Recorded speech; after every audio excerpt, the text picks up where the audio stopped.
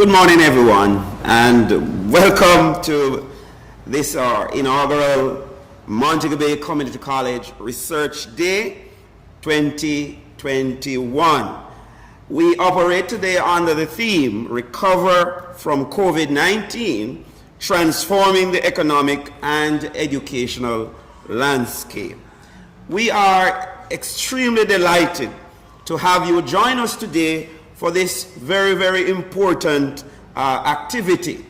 You know, at Montego Bay Community College, one of our strategic focus is to establish a culture of research that will drive the policy and the decisions that we make here at the college, but research that will also be relevant in addressing the issues that face our community, the Montego Bay and Western Jamaica community. Research that will promote dialogue and conversation about issues that we face in the society. Research that will help us to find solution to the myriad of problems that we face. And so as a community college, we are indeed delighted to welcome all our presenters today as we seek to enhance the conversation surrounding issues, especially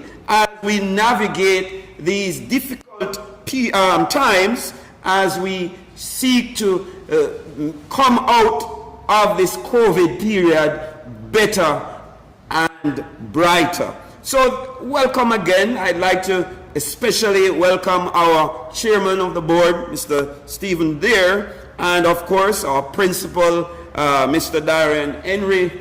We welcome, of course, the convener of this special function, this research day, Dr. Madden. We are delighted that she has organized this research day, and we want to commend her for a job well done. We are going to have a wonderful time. It's going to be informative. It is going to be inspiring. It is going to provide us with ideas that we know we can put to use as we seek to navigate the COVID transformations that we need to engage in. So thank you for joining us. And ladies and gentlemen, at this time, of course, we cannot do anything. We can't even walk without him holding our hands. So at this time, we're going to invite the presence of God to be in our midst.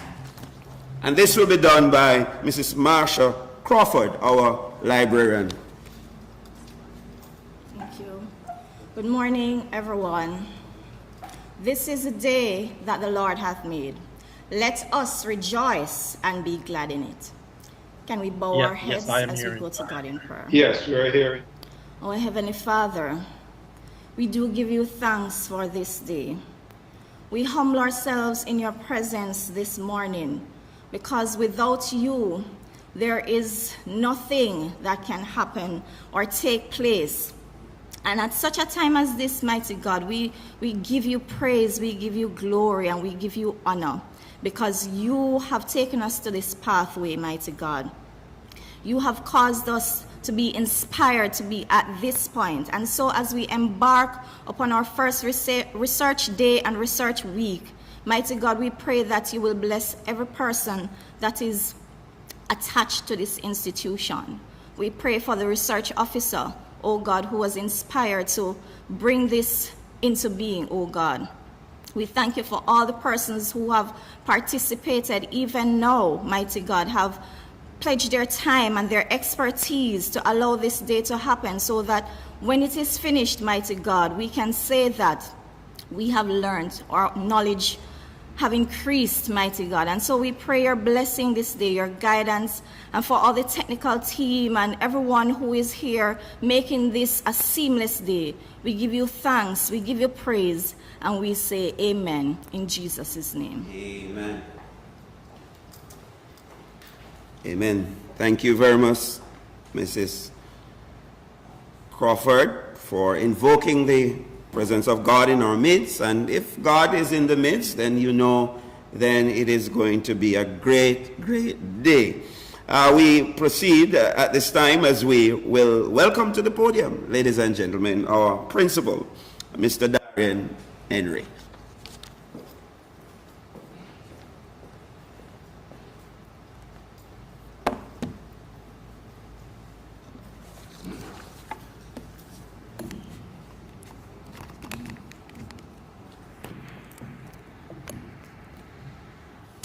Our moderator, Mr. Ruiz Warren, Chairman of the Board of Management, Mr. Stephen Dare, and other distinguished members of the Board of Management, Vice Principals, Mrs. Carol Walters and Mrs. Colleen Ricketts-Evans, Campus Director, Mr. Lindwall McFarlane, our guest speakers, Deans, Associate Deans and Directors, Registrar, Mrs. Monique Ridgard, members of the academic, administrative, and support staff, other distinguished participants in the virtual audience, ladies and gentlemen, good morning.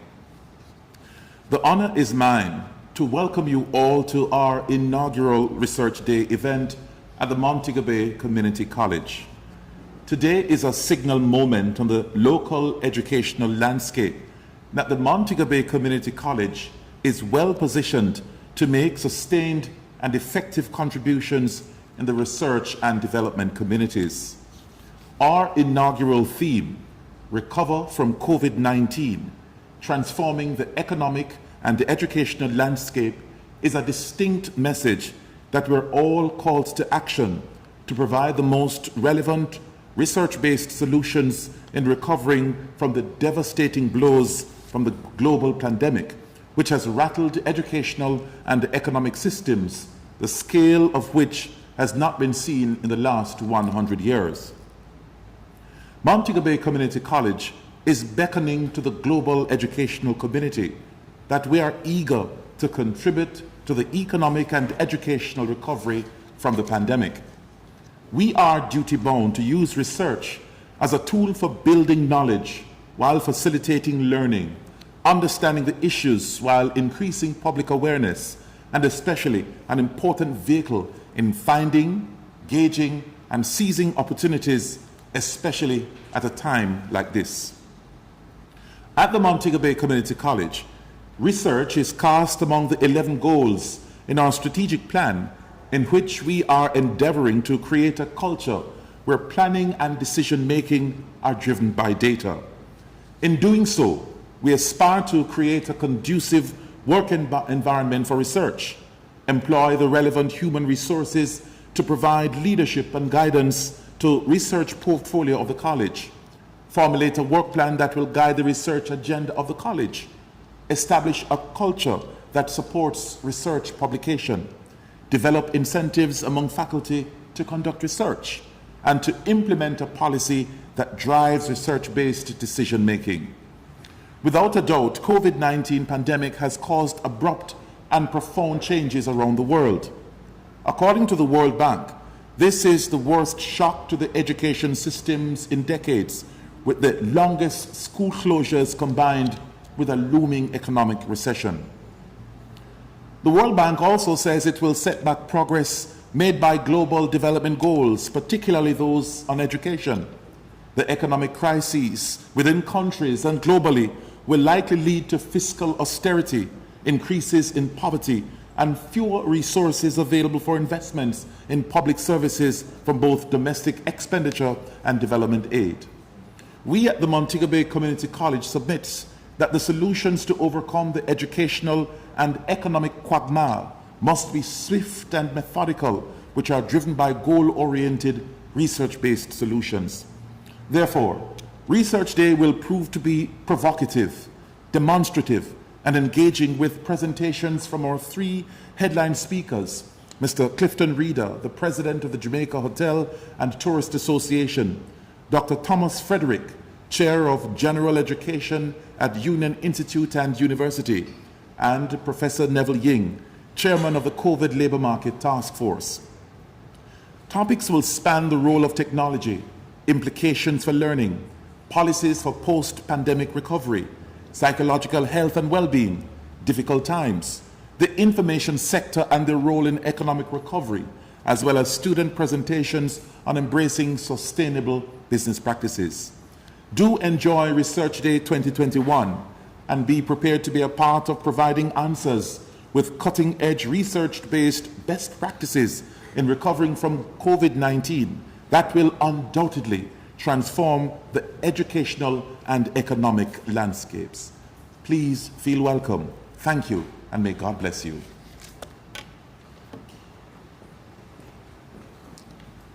Thank you, Mr. Henry, for those warm words of welcome. I hope that wherever you are indeed feeling at home with us today at the Montego Bay Community College. As he says, our intention is to contribute to the transformation that we need to make. Transformation in the society, transformation in the educational landscape as we build back better from COVID-19. You know, one of the things that we have to be doing so much adjustment, I personally have to develop what is called forehead recognition technology. You know, because you have to start recognizing people by their foreheads, because you have to, you know, be able to see people's smiles in their eyes, because you can't see their mouth. So much adjustments that have to be made. But of course, there's opportunities for transformation, and that's what we are all about. We are going to come out of this much better than we went in. Thank you again, Mr. Principal, for your remarks, and welcome. At this time, we are very happy as well to have our board chair with us, Mr. Stephen Dare, and we are going to welcome him to the podium as he extends greetings.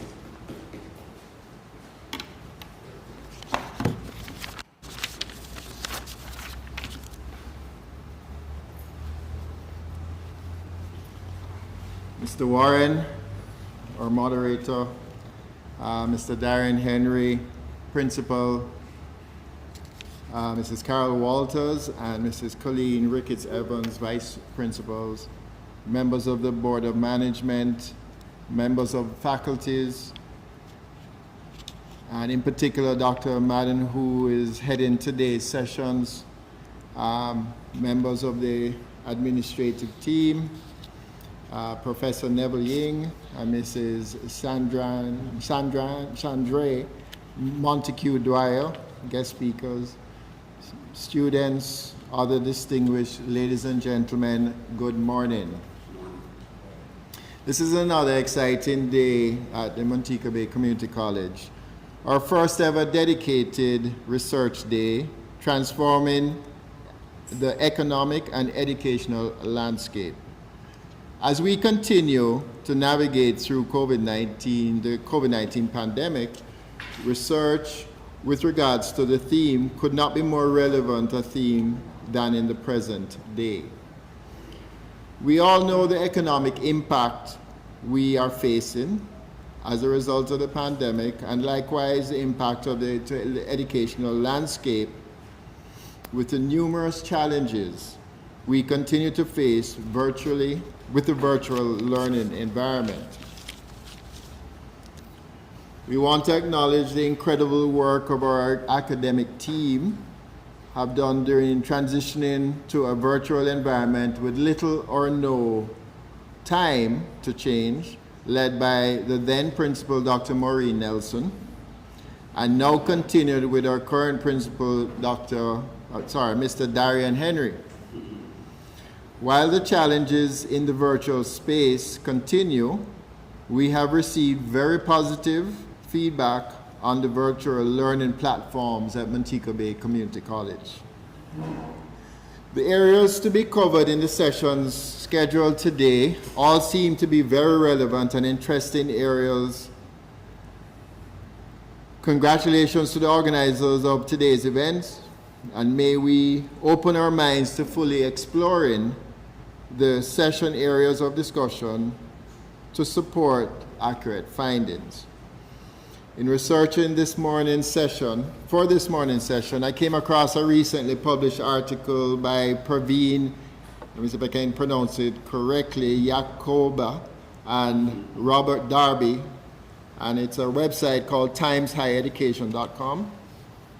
And they were saying there are 8 ways universities and colleges can make research culture more open. 1, join and establish national producibility network. A producibility network is a peer-led consortium that promotes rigorous research practices through training and research improvement activities and dissemination of best practices and works with stakeholders to coordinate efforts across sectors. It's 2, establish an open research working group. 3, create an action plan. 4, publish an open research statement. 5, run an open research competition. 6, develop an open research champions network. 7, develop support for research software engineering. 8, introduce open research criteria into recruitment, promotion, assessment, and reward processes. These are just some areas for consideration as we participate in the sessions throughout today's events and going forward. From the Board of Management, we stand ready to support you in this journey. You have our commitment to support the development of this important research component of Montego Bay Community College. Good morning to all. Have a productive day. Take care.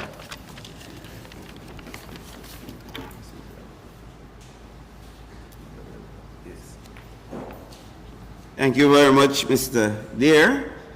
You too. I hope that you have a productive day. I know that you will have to pop in and out because you have other commitments, but we are grateful that you were able to be here with us this morning to extend the greetings. We are time sensitive and we have to proceed with the program. At this time, we're going to have our first guest presenter. And to introduce that person to us, we're going to invite Ms. Nicole Amir, our assistant lecturer, to do the honors.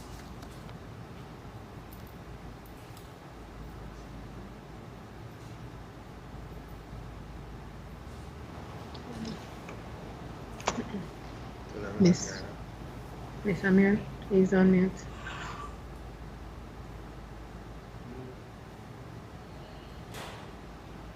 Assistant lecturer from the Faculty of Hospitality and Creative Studies, and as a member of the Research Committee, I'm honored to introduce our first guest speaker, Mr. Clifton Reeder, President of the Jamaica Hotel and Tourist Association and Hotelier of the Year 2010 to 11. As an experienced general manager with a demonstrated history of working in the hospitality industry, skilled in catering, tour operators, spa, hospitality industry, and event management, Mr. Reeder has a strong sales professional, and he's graduated from Cornwall University. His experience includes 5 years at the Moon Palace, Jamaica, as managing director, 10 years at several sandals resorts as general manager and resident manager. These include Beaches Negril, Beaches Sandy Bay, Sandals Royal Bahamian, Beaches Turks and Caicos. Of his achievements, some include the St. Anne Chamber of Commerce Tourism Award, awarded in 2009 to 2010, and recognition for outstanding academic achievement at the UWI for providing sound leadership in the hospitality industry, 2003. I can personally say he is a family man and is involved within his community. Some of his activities include Justice of the Peace, past director for the St. Anne Chamber of Commerce, counselor for the Jamaica Hotel and Tourist Association, member for the Advisory Council, NCT Vet. Ladies and gentlemen, we present our first guest speaker, Mr. Clifton Reeder. Let's have a round of applause.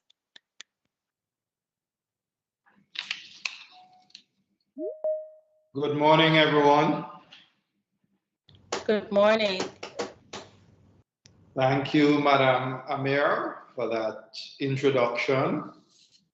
Yes, I've been in the industry for over 37 years now and would not do anything else, because one of the things that I really like about the industry is to pass on knowledge, as we are about to do now. And I really do applaud MCC for putting on events like this one, so that people can learn, especially now that information changes minute by minute.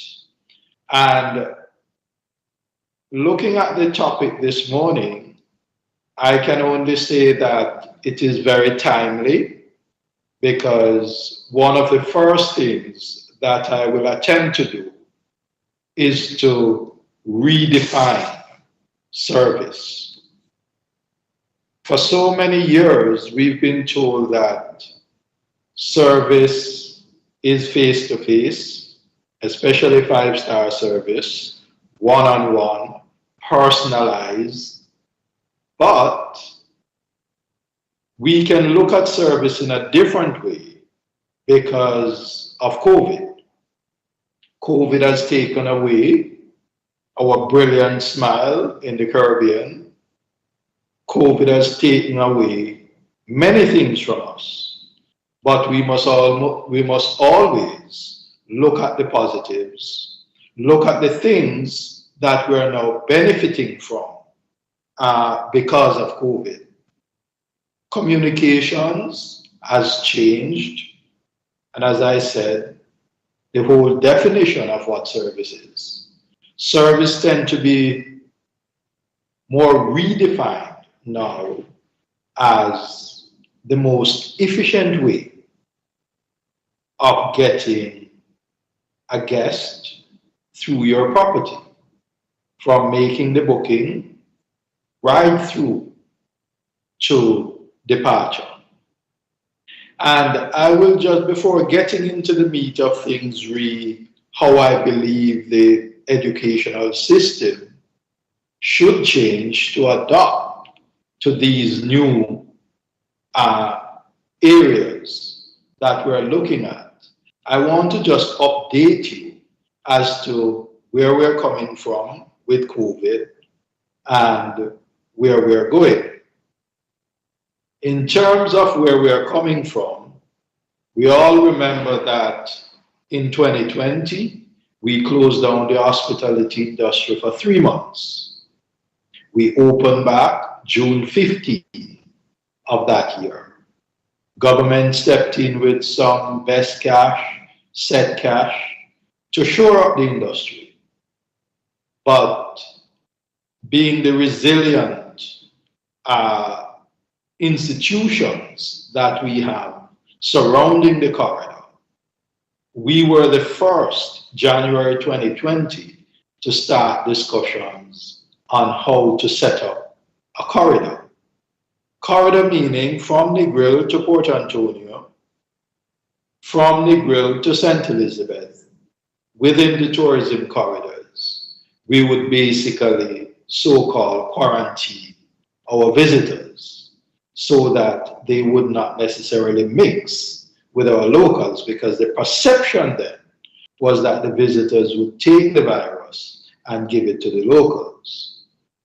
Soon thereafter, we realized that locals were coming in, going into communities and transmitting the virus, and that's how we were getting many of the spikes.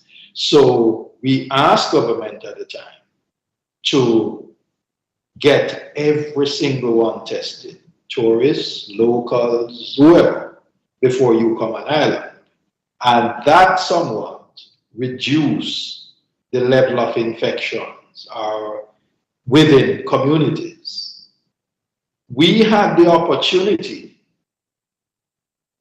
after a while, going into 2021, to test, not only to test, but to ensure that every single visitor leaving hotels are tested going back to the US, Canada, or the UK.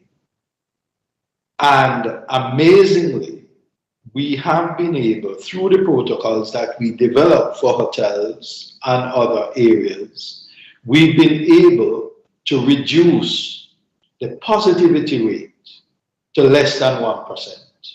In fact, currently, we are about 0.4% and less in some properties regarding positivity, whilst the country in general have gone up to over 40%, now in single digits.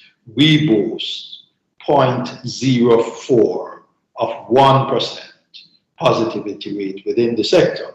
It didn't come easy in an easy way. We had to make sure that we put in the protocols and we observe them. After a while, tourism started to come back through all the technologies invested, everything. We started to see increased occupancies from the 9% we started out at to now we're looking at the winter coming up of 45% or more. In fact, going into January of next year, we're looking to be about 60%. And that's phenomenal when it comes to where we're coming from to now, considering the pandemic is still alive. But as one person told me the other day, we are no longer in the tunnel looking at the light at the end of the tunnel, but we are now outside the tunnel. And in order to continue to be outside the tunnel, we still have to make sure that people are vaccinated. We still have to make sure that we obey the protocols, at least what we call the 4 pillars: wash your hands, sanitizing, mask wearing, and of course, physical distancing. We've seen where airlines have become very bullish and they are now committing. In fact, American Airlines have committed to over 17 flights going from November into the winter. Air Canada looking at about 50 direct flights as of November 1st. And we're looking to make sure that we get, by 2023, we're looking at 3.8 million arrivals into Jamaica. Remembering 2019 was our best year, and we were at 4.2 million then. We're expecting that by the end of 2023, going into 2024, we will have almost full recovery, assuming that we don't have other variants or any other factors stopping the industry from moving ahead. So looking at all of those figures, where we were and where we are going, I think we are at a good place now. But in order to move ahead, colleges like yourself and other learning institutions will need to rethink how they teach. Because it's not the traditional hotel where you're going to be learning about bookings and big booking engines and travel agents and tour operators. In fact, in Jamaica, as we speak, we have several travel agents out of Canada, and they're called the travel agent next door because they work from home. And that's a new feature that must come into education, because it's not an easy thing to set up office from home.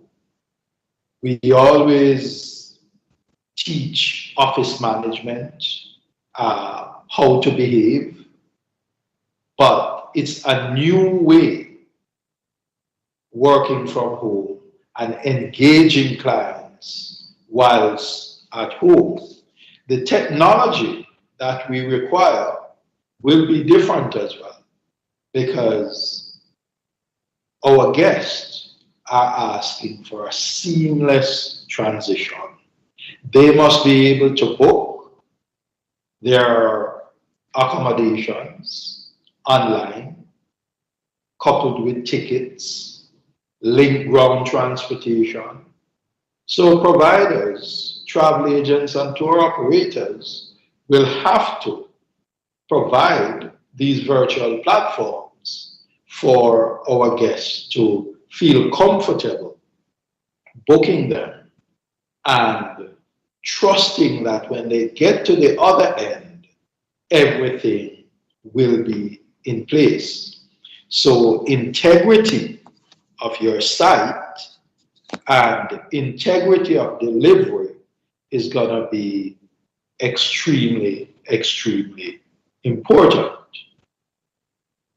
I was just looking at some of the technologies involved with a visitor coming to Jamaica. First of all, they have to look at the requirements to come on island.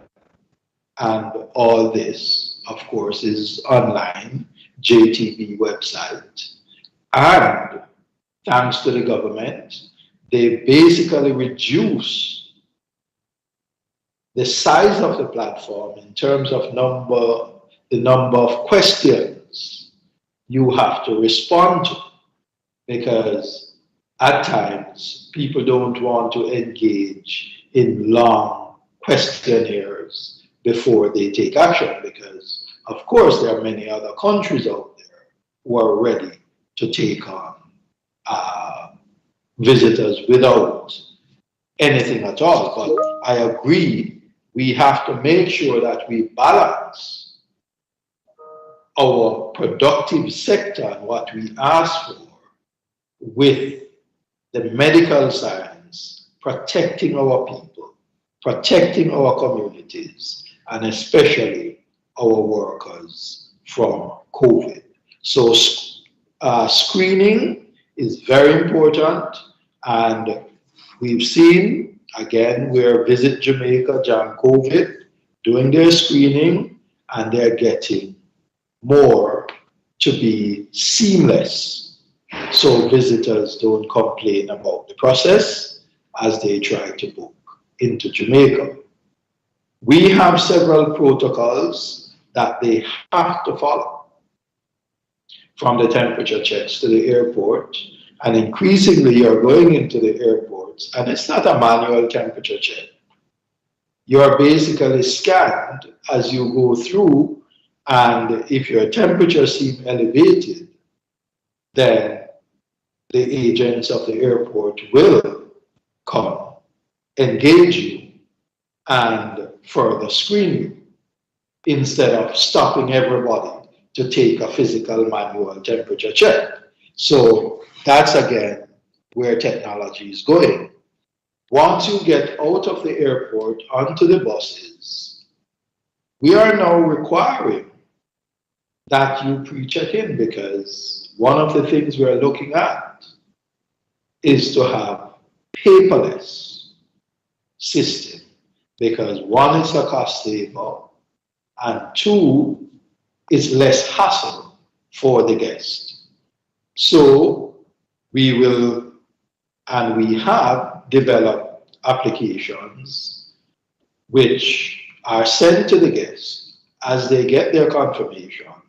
They complete it there, or the transportation from the airport to the hotel, especially if you are more than 1 hour away from the hotel.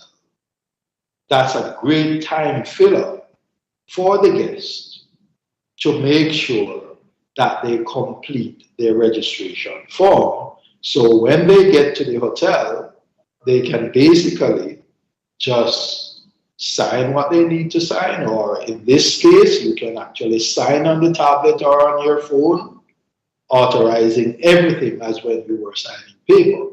In fact, if you take this far enough, you really don't have to go to the front desk at all. And that's where the 5-star efficiency gonna come in, because at the end of the day, a traveler, having traveled so far, so long, wants to get to their clean and secure room. So some applications are so set up so that they can actually select the room within the category they booked, and it will give them a QR code. So that QR code now will be on their phones, and they can take it, go to the room, and when I say go to the room, there are also maps of the property on your phone that will literally lead you to your room door. It will, one, tell you when the room is ready, and the QR code will not activate the key until the room is ready. So once the room is ready, you just go to the room, scan on the lock, and the room will open. Based on your arrival and departure date, the same system will check you out. Because, again, it can link to your credit card, it links to our front office system, and whatever charges you may have, it will go directly to your credit card, and you just sign, the front office will get their usual receipts, accounts will be happy in a paperless, totally paperless way.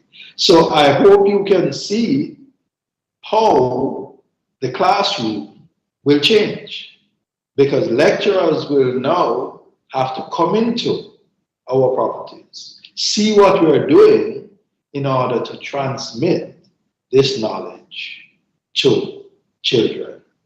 When I went to university, it was a case where we were using technology 15, 20 years outside of present time. That cannot work anymore. We have to make sure that the same technologies present within the sector, that students have some kind of, whether it's through practicums, other exposures, but they must be exposed to current technology, current know-how, and current processes, so that they know exactly what to expect when they come to work within the hotels. So front desk, in a way, will be more guest relation oriented, checking and balancing, directing people from time to time, but they will have more in terms of the face-to-face communication with guests. That will be lessened, and they will be more engaged with the processes, making sure that the back end of things work so that the guests can get in a seamless way from the airport to their rooms. And of course, now that they're in the room, they must be able to engage the services of every other facility in the hotel. So if they want to book the spa, the same application will give them access to the spa. We'll show them the spa, the room service menu will come up. In fact, just yesterday I was in a presentation with a corporate company, and they are now going into converting their old properties into smart properties. And when they build new properties, they will be smart properties as well, because guest complaints, again, will not be handled by picking up the phone and calling a desk or calling housekeeping or whatever. Housekeeping want to know through maintenance and through technology that these complaints can be reported using sensors. One of the #1 complaints in hotels is that the air conditioning unit is not functioning well.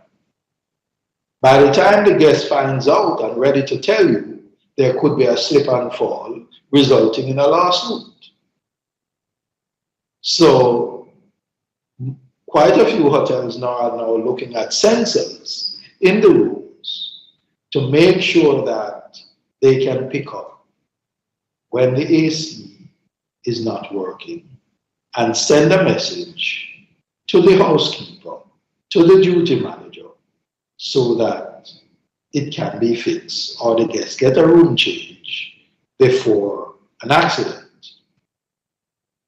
We are also looking at technology in a way that when a guest shows up at a restaurant, if they have allergies, all of those can be loaded into the system and goes right through to the chef. It's no longer somebody writing down and somebody cannot read what they write and you have issues. When it comes to ordering inside a restaurant or even bars, you must be able to, again, utilize the app or other devices provided by the property to get through your order. Again, it eliminates a lot of mistakes because a lot of waiters, they don't hear the guests properly, they don't write properly, and then the chef trying to interpret things, the wrong order may come out. It's a waste of food, it's a waste of time, you get guest complaints, you have to do refunds. So technology is a must, you can't avoid it, and we're going to be recruiting and we're going to be requiring all our people, all the people we're interviewing, to be savvy when it comes to technology. Because it is important that they come in with the basics so that we can move ahead. We can get them functional faster. And if we know that people from Montego Bay Community College are well versed, then you know when those people go in for interviews, they will be processed quickly and they will be employed. The thing is, one has to be very careful with technology as well, because our screening has changed. No longer are we calling HR managers and friends and foes and people to get information about you. We go right on social media and we get all the information we need. Is this person a social deviant? I mean, some people can do a really, really good interview, but when you check their backgrounds properly, they just don't fit the profile of your company. That decision can be made even before you're called in for an interview. So the warning here is be careful what you put on social media, especially some of the images that I see people post these days. One has to be very responsible in order to deal with social media, because it comes with the positives and it will come with negatives as well. In terms of some of the negatives that I want to look at, And it can be a negative or positive in terms of access, because now you can't hide as a manager. Because again, guests are able to pull up your profile, look for your information, contact you. In fact, one guest coming to complain to me once was able to say to me that, hey, we are from the same university, and as a result, you should understand my situation and be able to solve my problems. When I realized he just went on my LinkedIn, pulled up my information, and prepared himself to speak with me. So there are many changes that we see coming ahead. And we have to prepare our students. And even before that, we have to prepare our teachers and lecturers for these changes. When it comes to Jamaica, we are more technologically advanced than we want to think. The youngsters coming up now are very, very good with the computers, and we must take that into account. I also believe that we have a responsibility to make sure that kids coming out of school, or when they're even in school, that certain aspects of tourism be taught in the schools. Maybe something that was called home economics. Maybe it has changed, or maybe we just need to adapt to what is there now, but there need to be that preparation from primary school to high school, to college, to university, and of course, into the workplace. So, ladies and gentlemen, I would like to say that many, many investments are on the books for Jamaica. In fact, in the next 5 years, we're looking at increasing our room count by 25%, adding up to 8,000 rooms. And we want these jobs to go to Jamaicans. But as I said before, Jamaicans need to be ready in every way to take on these positions, or else they will find themselves holding lower positions when they are qualified otherwise to hold the top positions, because we are not technologically savvy. It is very important, and the colleges and universities, you have the responsibility. You should set it as a mandate within your system to start that process now if you have not done so already, because you are going to be the backbone that the economy of our country, the future leaders of our country, will depend on to move forward. I hope that I have covered most of the bases, and if there are any questions, I will certainly answer.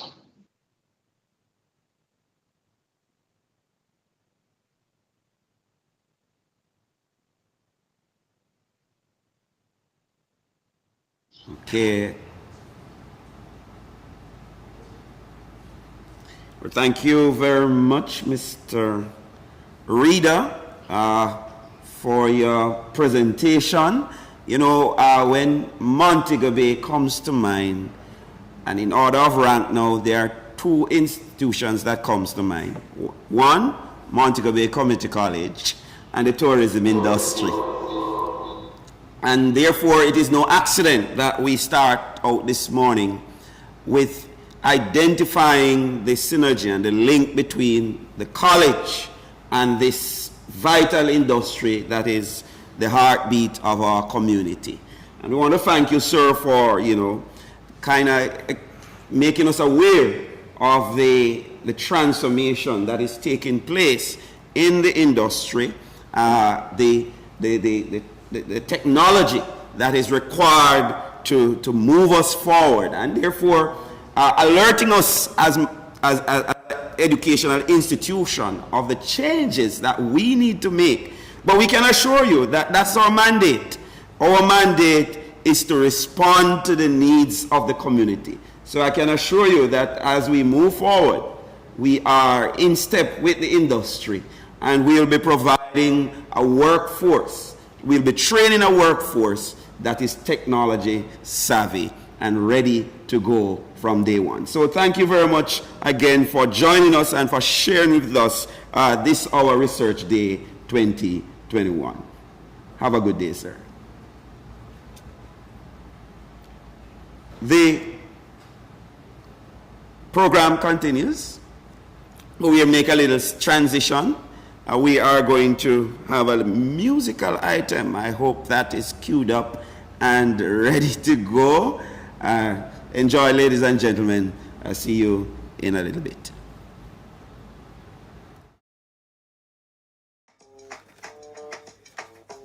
Online school.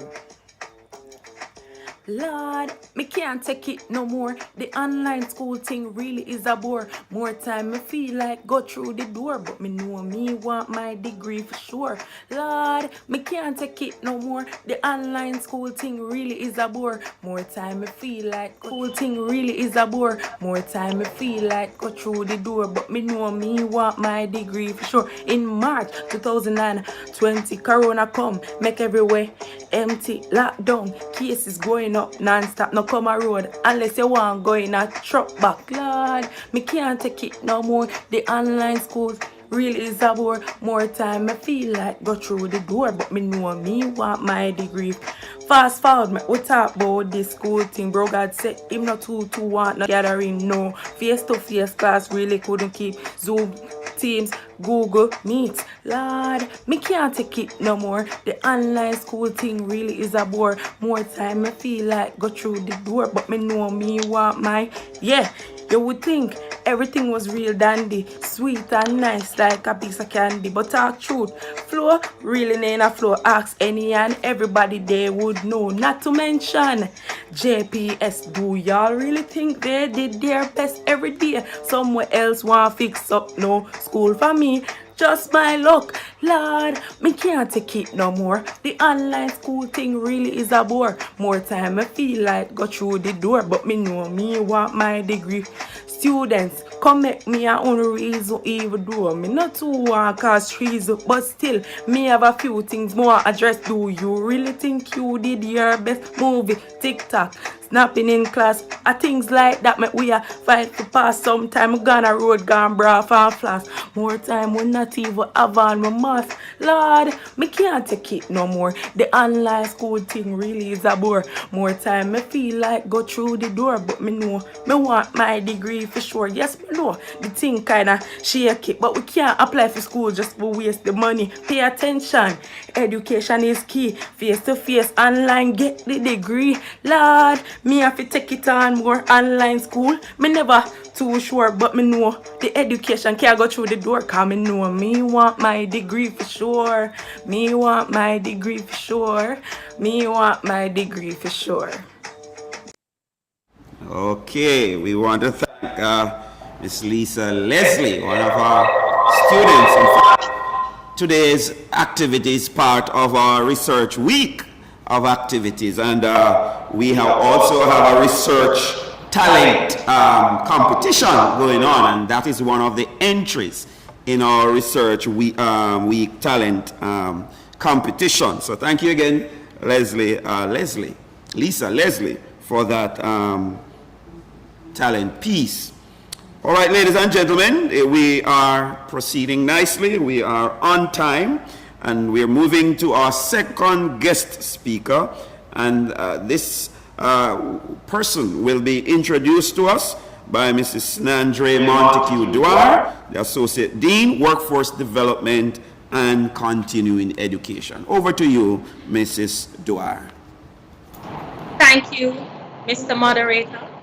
Board Chairman and members of the Board of Management, Principal Mr. Darren Henry, our specially invited presenters, Research Day participants, our MBCC family, good morning. It is my absolute pleasure to introduce to you this morning Dr. Tom Frederick.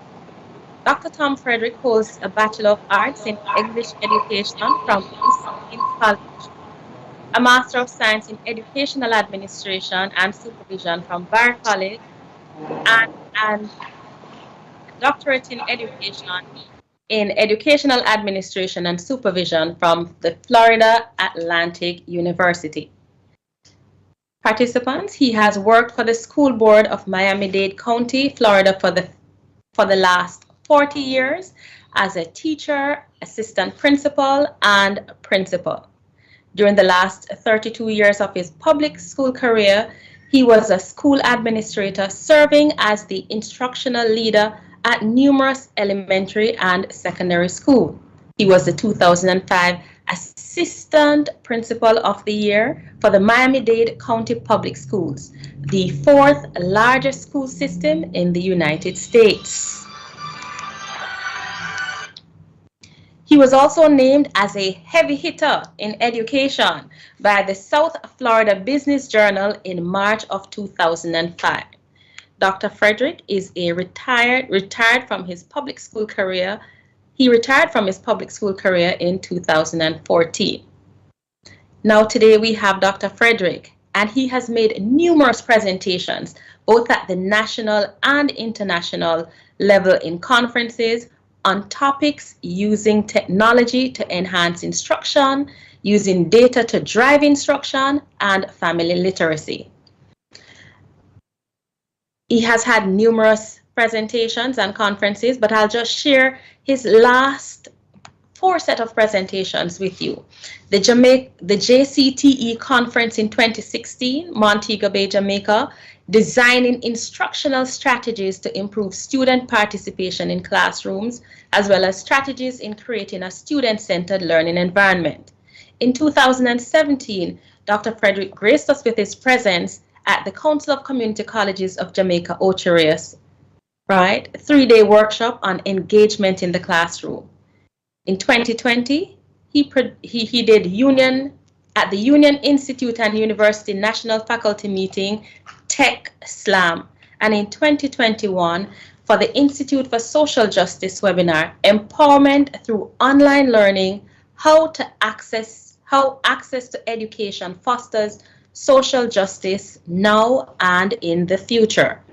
Dr. Frederick has authored 2 books, Back to the One-Room Schoolhouse, The New Norm in Education, and The Exemplary Teacher School.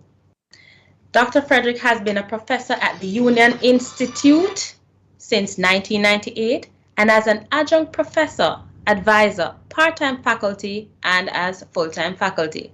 He's chair of the General Education and interim executive director. He's currently the national chairperson for General Education and currently teaches courses in Writing in Your Field of Study, The Writer Within, International Crime Fiction, in addition to other education and English literature courses as needed.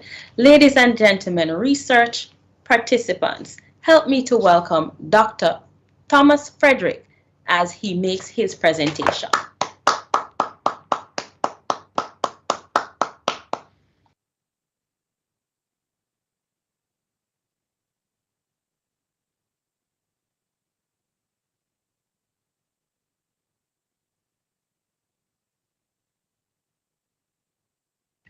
I think I'm waiting for my screen for my face to come on the screen. Are people hearing me right now? We can. Okay, and we can so see you as well. I can see me as well. Okay, very good. Mr. Henry, Mr. Deere, the committee who put together this fine symposium, my dear friend, Ms. Montego Dwyer, professors and attendees, it's my honor to be able to have a half hour, 25 minutes with you today to share some of the things that are very dear to my heart. online instruction using technology in the classroom. I must say that I am always feel so blessed to speak in front of an audience in Jamaica. In America, we do not begin a symposium with a prayer, and your prayers that you, as you enter your symposiums, just touch my heart. May God bless Jamaica. I'm going to speak alongside a PowerPoint presentation today, so let's see if I get that PowerPoint up. And my control is slide show beginning. And I'm just going to ask from a technology viewpoint, are you seeing my PowerPoint presentation now? I don't hear anybody, but I'm going to assume. We are. Okay. Okay, very good. I want to entitle my 25 minutes of this presentation, Possibilities, the New Norm. And I'm going to talk about online instruction and technology in the post-COVID era. In 1944, as World War II was about to end, or at least the Allies knew that they were going to win, they started thinking about what is going to happen on the other side of World War II. And Winston Churchill, the person whose picture is there on the screen, made a very famous statement, not really his statement because he borrowed it from somebody else and I can't give credit to it right at the moment. It's become known as Winston Churchill's statement. He said, "Never let a good crisis go to waste." You know, he knew World War II was ending and he knew that that was a crisis, but he saw possibilities ahead. He saw a world that could avoid issues that it had in the past. It saw a world that could change. He saw an opportunity to change. I propose to each and every one of you today that COVID-19 is one of those crises. And I project to you the quote, "Never let a good crisis go to waste." I need to talk first about the elephant in the room. And I'm not sure if the phrase "the elephant in the room" translates, if it's just an American phrase or if it's a Jamaican phrase. So I need to define it for you. The elephant in the room in America is when there's this topic that everybody in the room is thinking about, but most people are afraid to verbalize. There's an elephant in the room here today, and I want to begin addressing it. And that is what's going to happen with education on the other side of the pandemic. There are some of you who are saying, "I just can't wait for this endemic to come so that we can get back to normal. We can go back to the classroom. We can go back to doing things as we used to do. We can go back into my comfort zone." There are other users saying, "Wow, when this pandemic is over, when we are in the endemic, will we take some of the good stuff that we have learned and take it with us?" It's a question, and there are people in this room that are on both sides. I don't want to change. Wow, this is an opportunity for change. And I want to address that as we're speaking today. Because attitude is everything. You know, as we go from the pandemic to the endemic, your attitude is the most important thing. I start my writing class with this following little story, and it's very apropos to us here. So I'm going to read it. It's only 3 slides long, but I think it's powerful, and I want you to note and read the things that I've highlighted. It's called Life's Echo. A son and his father were walking on the mountains. Suddenly the son falls, hurts himself, and screams, "Ah!" To his surprise, he hears a voice repeating somewhere in the mountains, "Ah!" Curious, he yells, "Who are you?" He receives the answer, "Who are you?" Angered at the response, he screams, "Coward!" He receives the answer, "Coward." He looks to his father and asks, "What's going on?" The father smiles and says, "My son, pay attention." And then he screams to the mountains, "I admire you." The voice answers, "I admire you." Again, the man screams, "You are a champion." The voice answers, "You are a champion." The boy is surprised, but does not understand. Then the father explains, "People call this echo, but really this is life. It gives you back everything that you say or do." With my students, my class is usually their first class in the university, and they're a little bit apprehensive. And I asked them, "Why did I give you this story?" And they say, "Oh, it's because if we try our hardest and do our best, we're going to do well." And I said, yeah. But I said, "No, look at the statements. Look at the, coward, you are a champion." If you think negatively, you will get negative. If you think positively, you will get positive. I challenge each one of us today to listen as I speak, to listen with a positive viewpoint at some of the possibilities on the other side of this pandemic. I want to note in the little picture on the slide on the side with the one man with the positive and the one man with the negative, we can argue. And arguments are good as long as they're constructive arguments. But if we're stuck in our old feelings and not looking at the new possibilities, we may have a problem. This next slide is about my university, but it's not an advertisement. It's a slide to show you, to give you some basis for my credentials and to what I'm about to say. Union Institute University was established in 1964 as an experimental school in the United States. In the United States, we found that there was a whole segment of the population, basically the people from 25 to 55, who did not have access to education. You know, we had created colleges where students had to go to class from 9 to 5. And we had a whole part of our community that when they got out of high school, they got a job, or they had a baby, or they had family responsibilities. They now have a job and they couldn't go to college from 9 to 5. And we've had a history for 57 years in finding ways to get those students an education from the distance. You know, and briefly, we've gone from Saturday classes to night classes to low residencies to online instruction. And we've learned by doing things right, and we learned by doing things wrong. I want to address online instruction with 7 bullet points. And you'll notice in my PowerPoints, and those people who have attended presentations by me, I tend to use pictures. I tend to not use narrative.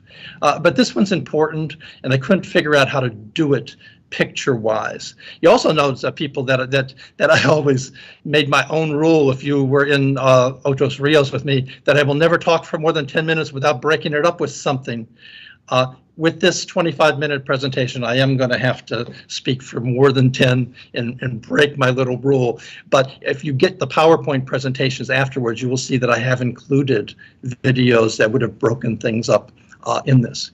The advantages of online instruction: students and professors can participate from home, saving time and money.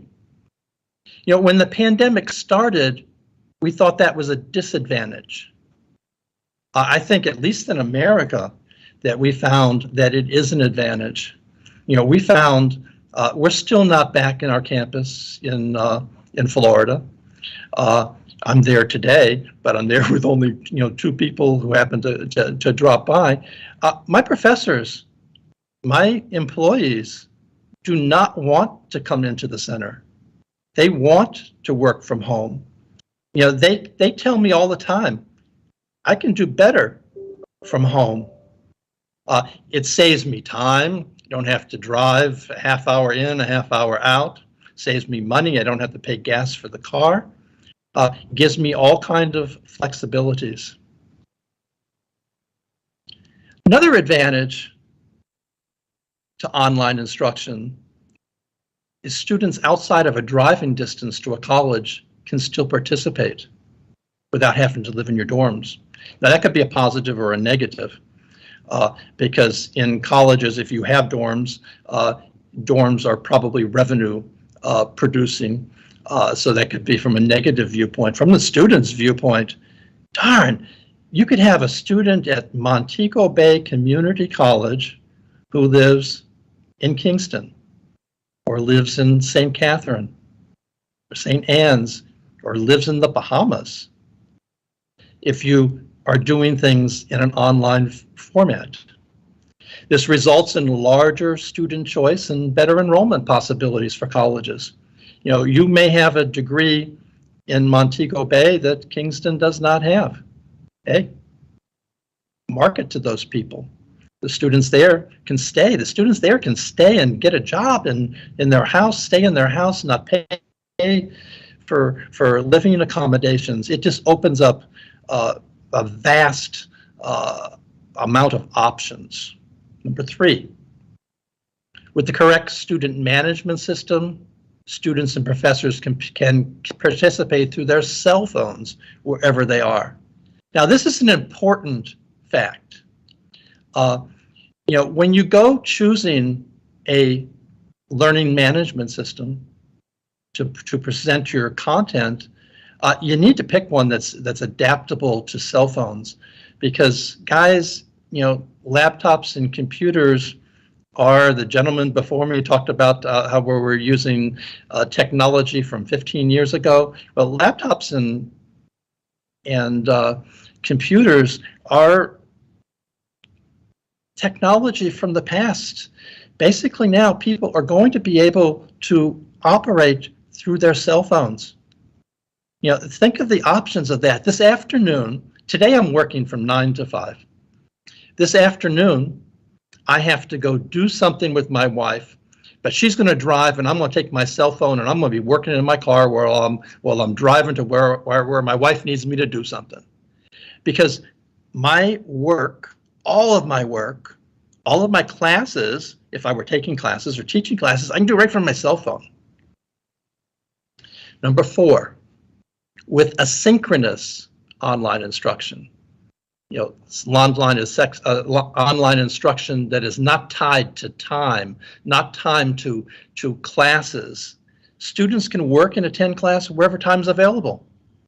If your course is asynchronous and you have a police officer who wants to come to his class, if he works in the daytime, he can do his work at night.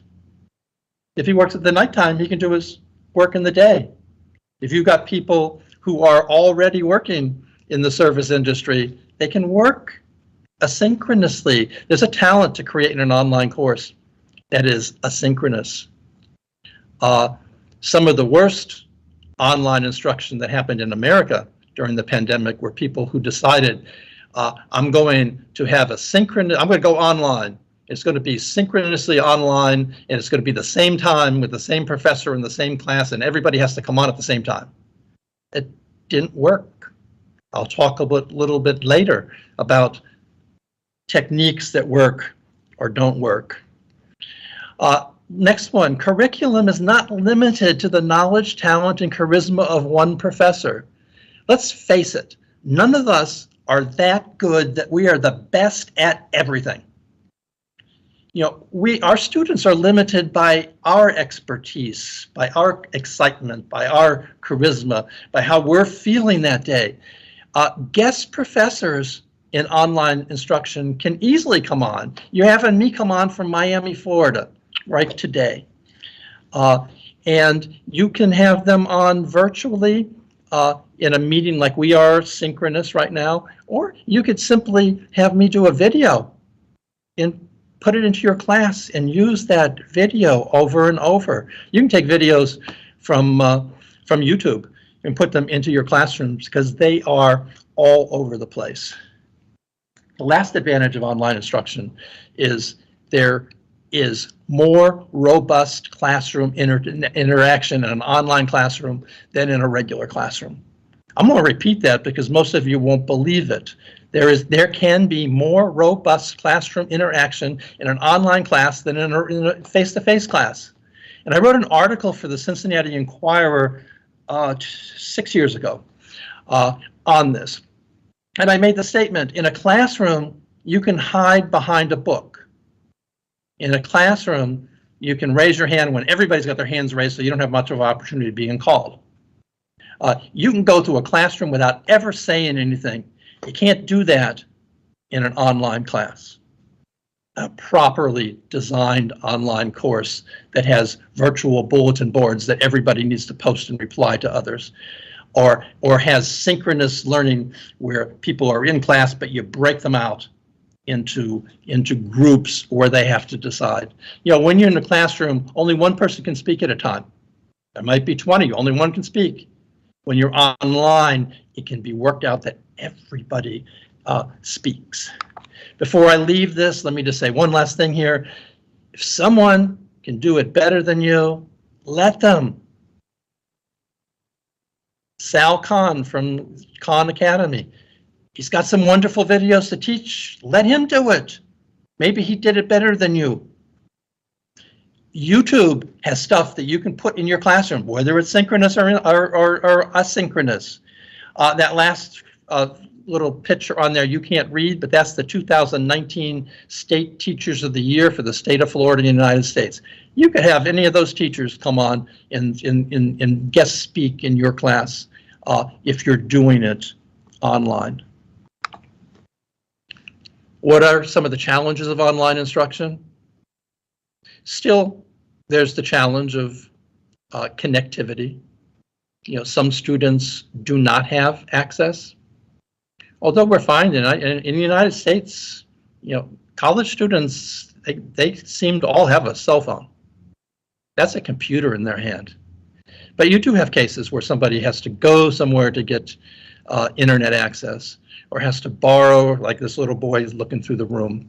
But the biggest challenge to online instruction is not the student. The student knows what to do with technology. The biggest challenge is the professor. You are the biggest challenge. Students know how to use technology. Do you? Students are comfortable with technology. Are you? You gotta be. The guest speaker number one talked about the service industry and these people, your students need to know all of this technology stuff. Well, you need to know it first.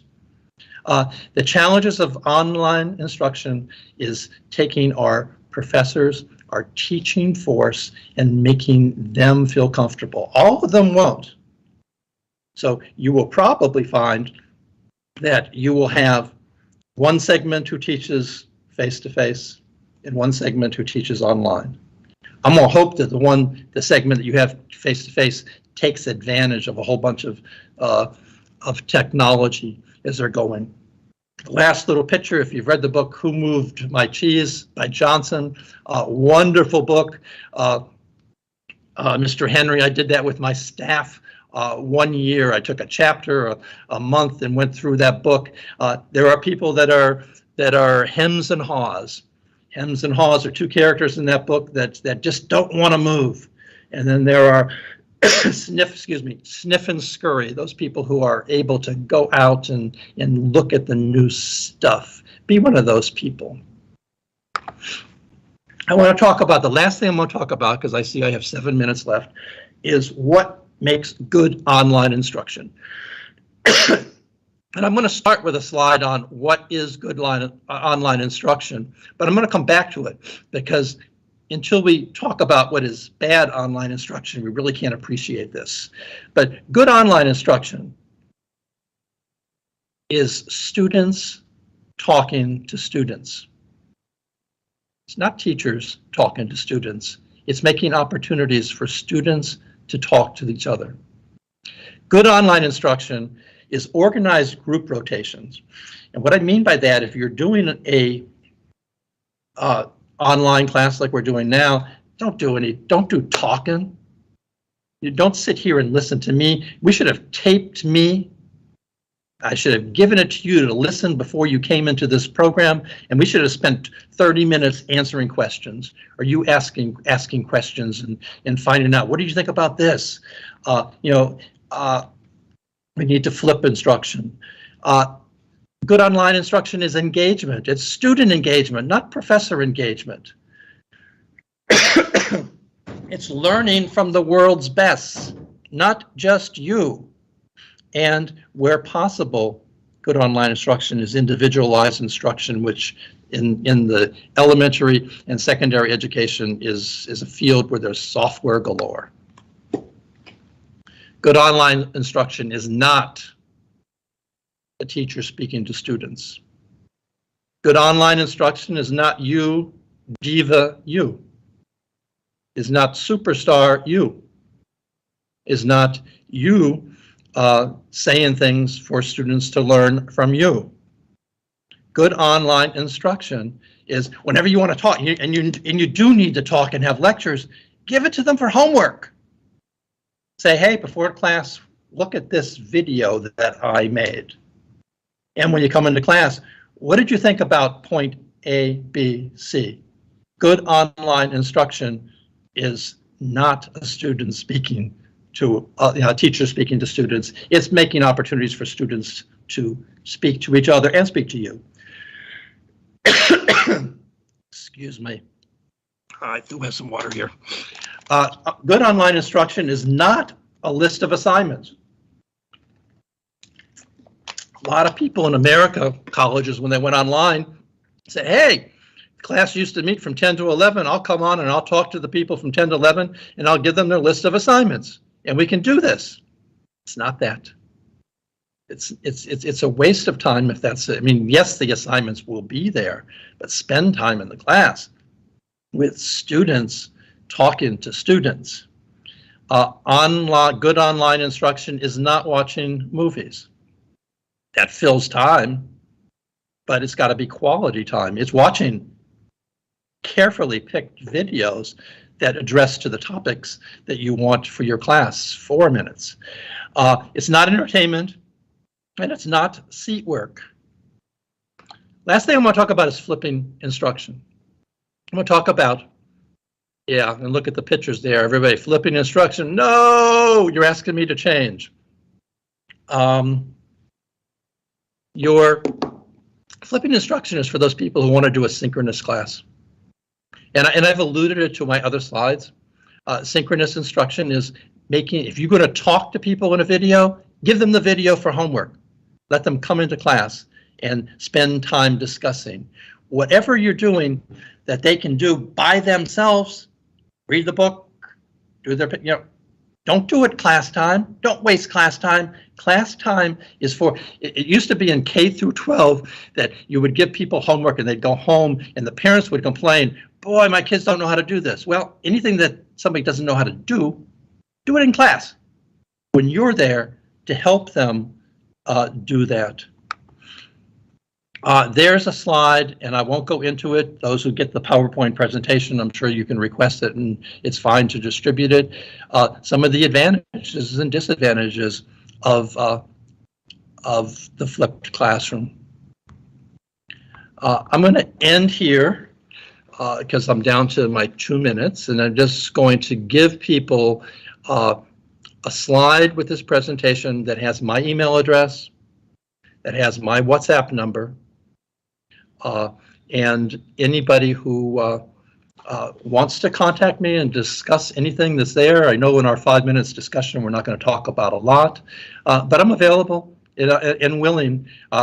Union Institute University has a partnership with the Council of Community Colleges of Jamaica, so we are willing to share, and what I don't know, I have other people who could know. It shows my 2 books that I have written.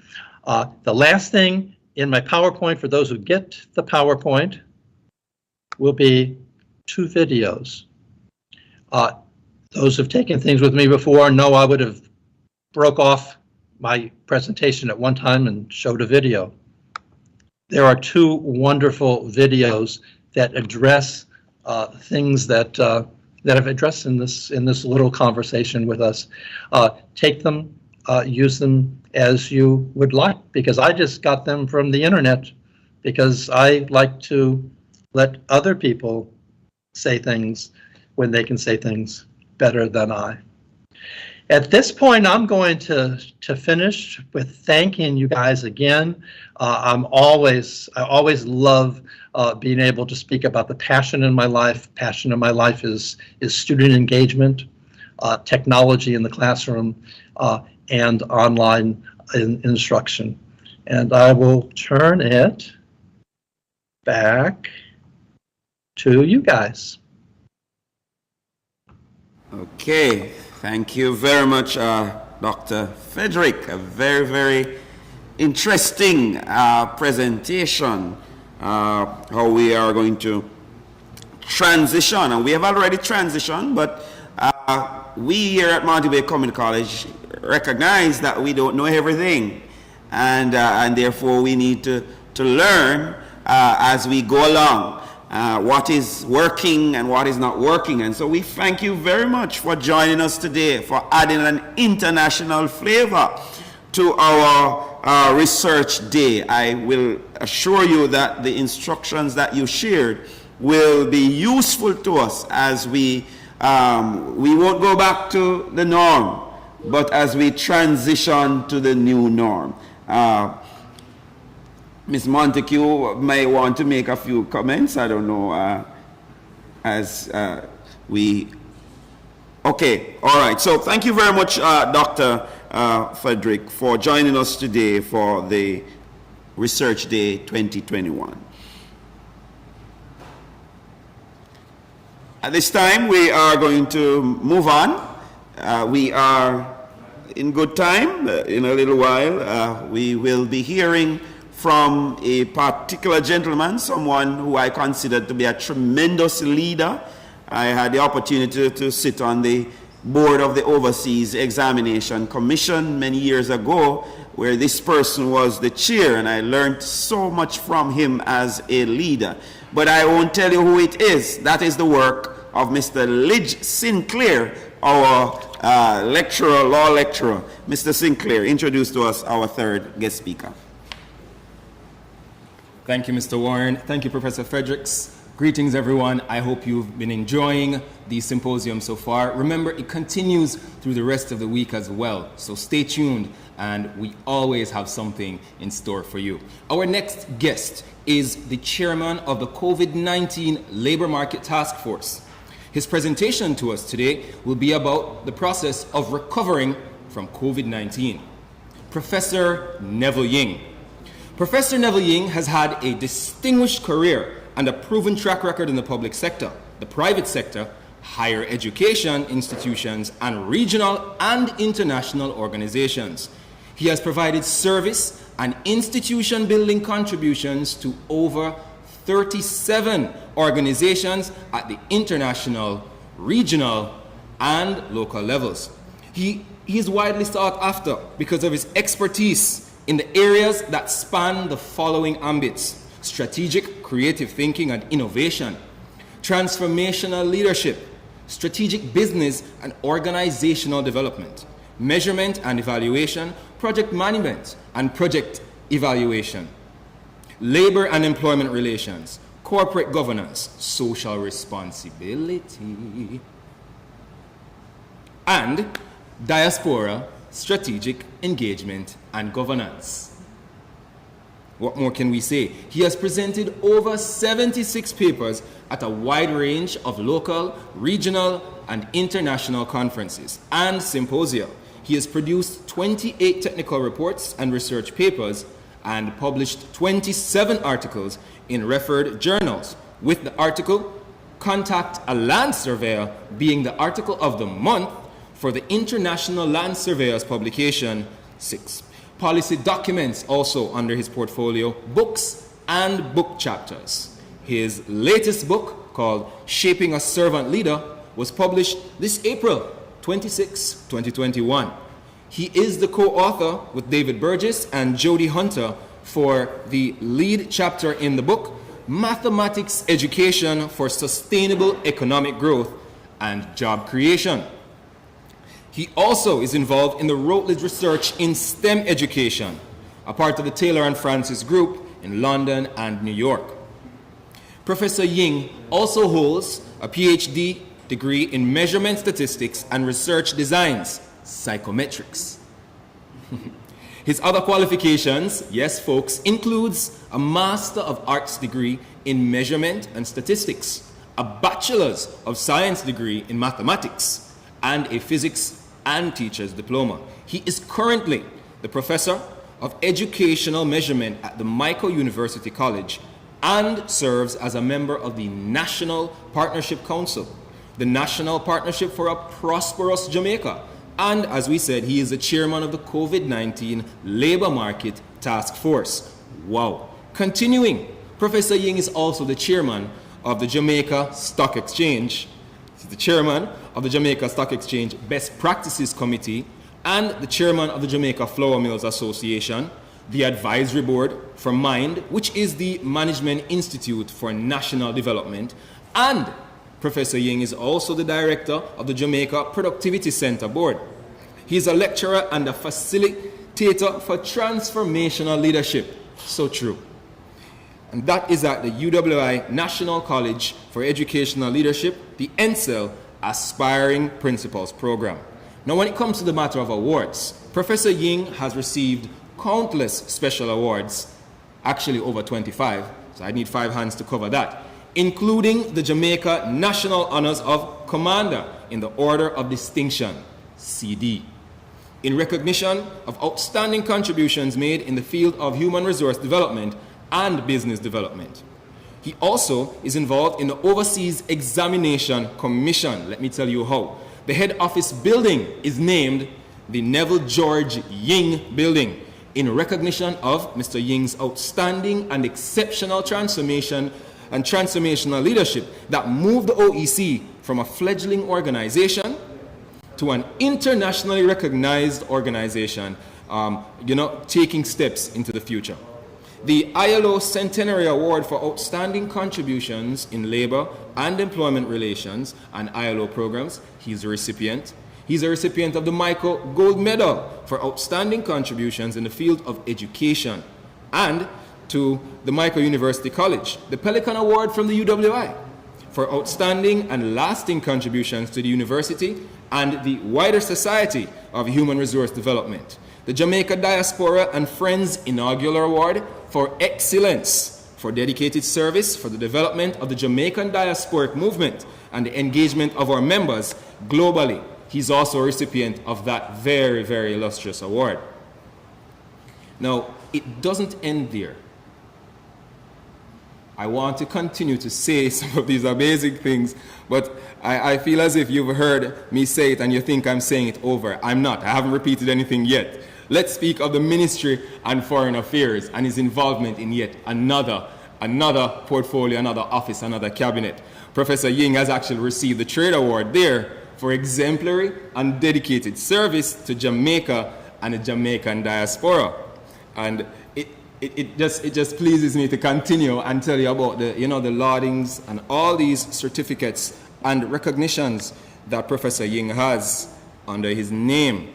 The American Biographical Institute also has him awarded as the Man of the Year.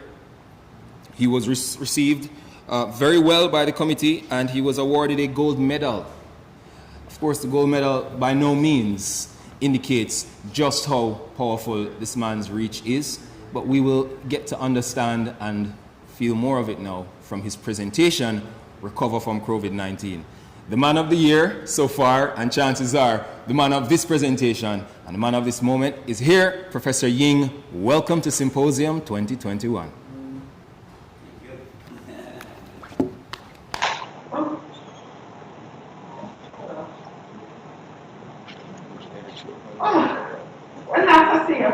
Long time. You know, runway. You know, Hello, are you ready? leave me here all night. Yeah, the night. You know, we have function on Sunday. I was here Sunday night. Oh, actually, you don't.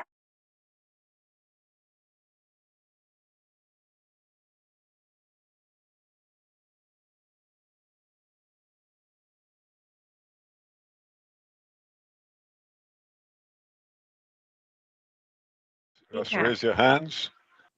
Can you all hear me? Okay. Good morning, everyone. I would like to start by telling my COVID-19 story. In March 2020, I was conducting a retreat for the National Council on Education, looking at the entire education system and what it should look like in the future. Simultaneously, we had the first case of COVID-19 in Jamaica. The first decision I made on that day was to cancel my trip to Barbados. And this trip was about speaking to teachers across the Caribbean who are teaching environmental science. And a team of us were developing a digital toolkit for the teaching of CAPE environmental science. There are three things I didn't know in March 2020 when we had our first case. The first was that COVID-19 would change our lives dramatically. And this we're all aware of. The second thing I didn't know is that the education system would be thrown into a spin. The education system will become part of a workplace where digitization has increased its velocity. We have to get accustomed to new modes of work, flexible work arrangements, and the combination of whether it's face-to-face, virtual or hybrid, which we are still talking about. And the third thing I didn't know is how timely the digital toolkit that we were developing over 2 years before 2020 was going to be such a timely toolkit for the education system. Fast forward, I had the task of chairing the COVID-19 Labor Market Task Force. And this task force was supposed to look at what is the effect of COVID-19 on the Jamaican labor market. Since presenting my last report, my final report, on the effect of COVID-19 on the labor market, I've had interactions with the education system. First of all, I had a meeting with the Ministry of Education, was set up a committee to look at tertiary education and the way forward in terms of policies. And of course, one of the things that's going to influence those policies is the impact of COVID-19. And Mobe Community College will be part of that tertiary system that we're looking at. The second interaction I had was with HEART NSTA, one of those training and education institutions. And the discussions I had with them so far is, how are you going to reshape what you're doing in order to address the new realities of COVID-19? Last week, I had two other discussions. One with the G.C. Foster College for Physical Education and Sports. And the discussion was, how will institutions related to sports and development adjust to and plan for and implement programs in a COVID-19 and post-COVID-19 era? I then met also last week with MIND, the Management Institute for National Development. And before that, I had met with them as chairman of the board. And my charge to them was, you have to do the following things. this is what I said to all 4 groups that I met. You have to now deal with a different set of R's. The first R is that you have to reimagine what you're doing.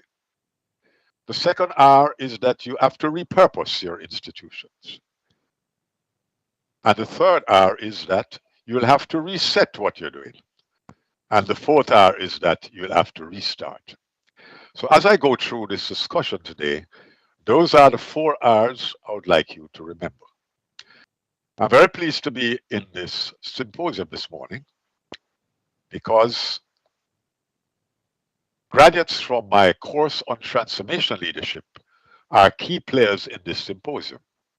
And transformational leadership will be one of the important competencies that you'll need to deal with this COVID-19 situation. So I have persons like Darian Henry, one of my graduates who is now the principal there. I also have Sonia, Dr. Madden, who will now work as my technical assistant this morning. Good to have your past graduates helping you through presentations like this. But some of the things that I stressed in that course, I would like you to remember. The first is looking at the big picture, what we call environmental scanning. It's not what's happening in Montego Bay that's going to be important. It's not only what's happening in Jamaica that's going to be important. It's also what's happening in the Caribbean and internationally that's going to be important. And so that section of my program where I deal with environmental scanning and strategic thinking are some of the points I would like you to remember at the end of this presentation. The next important point I made was the importance of empowering people. Empowering people will be a critical aspect of the education system in this COVID-19 and post-COVID-19 scenario. We have to build the decision-making and creative capacity of our people. And these are going to be important because the workplace of the future will demand new competencies.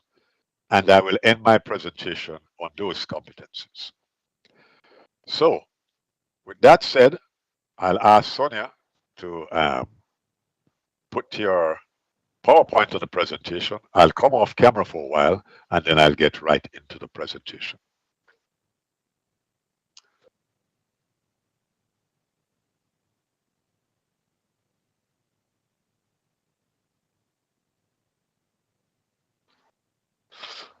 Dr. Madden, are you there? Hello? Can you share screen with them, please?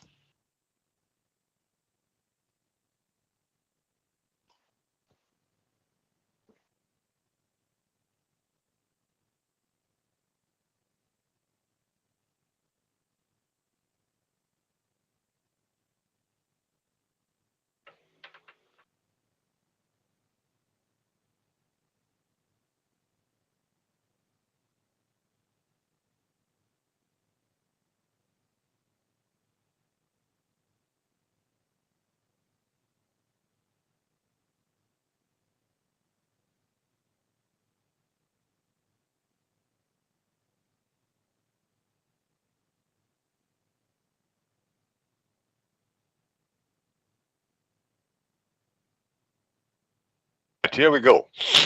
This is just a synopsis of the Labor Market Task Force final report. So you can just move up the slides, please. I won't spend much time on those introductory slides. So you can just move straight into the meat of the matter.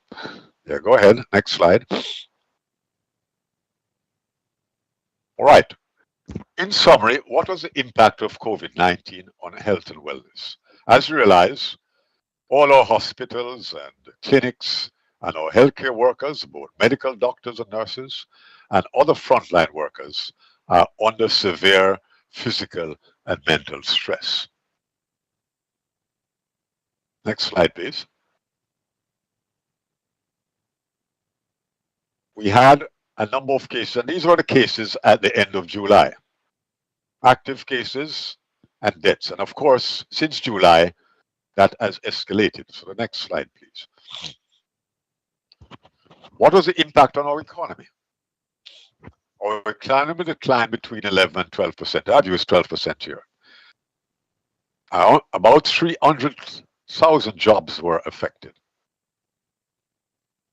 Most of those jobs were in the tourism sector. And so the two areas that were most affected were tourism, music and entertainment, and sports. In the case of tourism, there are 170,000 jobs that were affected. In the case of music and entertainment, there were 38,000 jobs that were affected. But that's not the full story. Because when you look across those two sectors, they have what we call allied industries. So for instance, when the hotels are affected, it affects the transportation system that is part of the tourism product. It affects where you go to visit in terms of when the visitors go to sites to visit. It affects all craft vendors. And it affects people who are supplying agricultural products to a hotel or manufacturing companies that have to make supplies to hotels.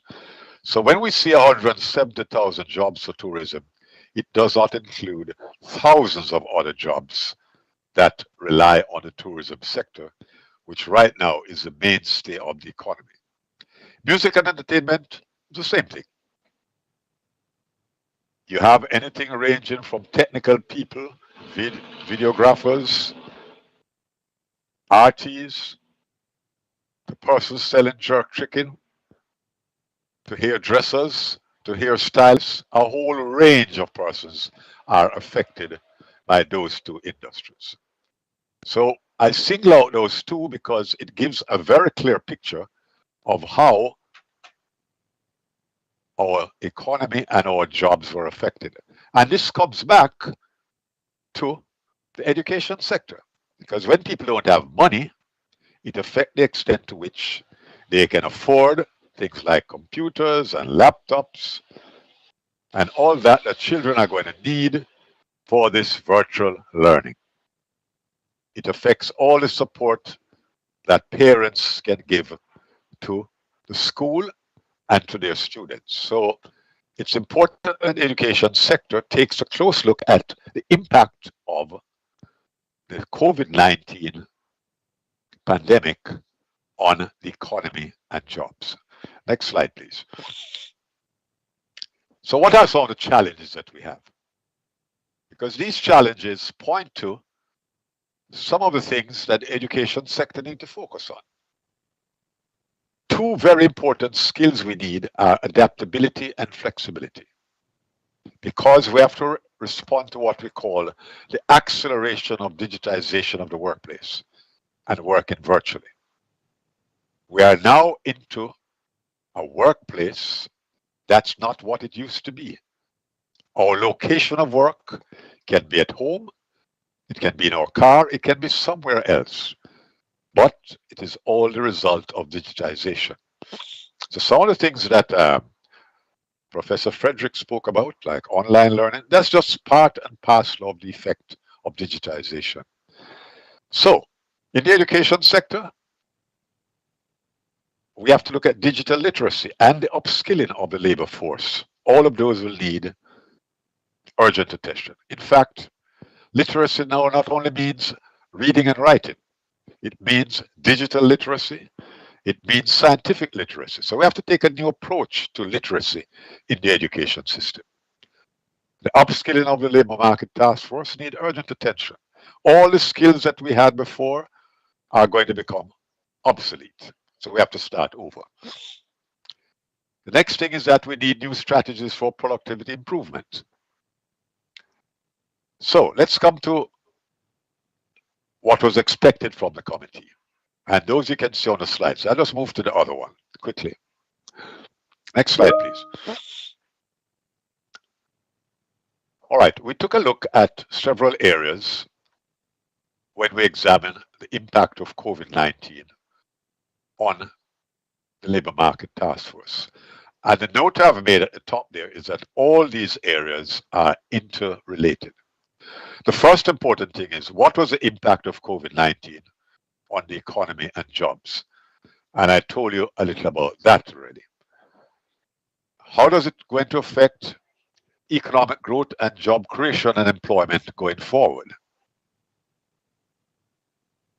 The next thing we look at is the digital transformation of the workplace. And I spoke a little about that in terms of the increased velocity of digitization. Then we also looked at the area of productivity improvement. We looked at the area of social protection, because with so many people out of work or working only part-time and certain industries closing,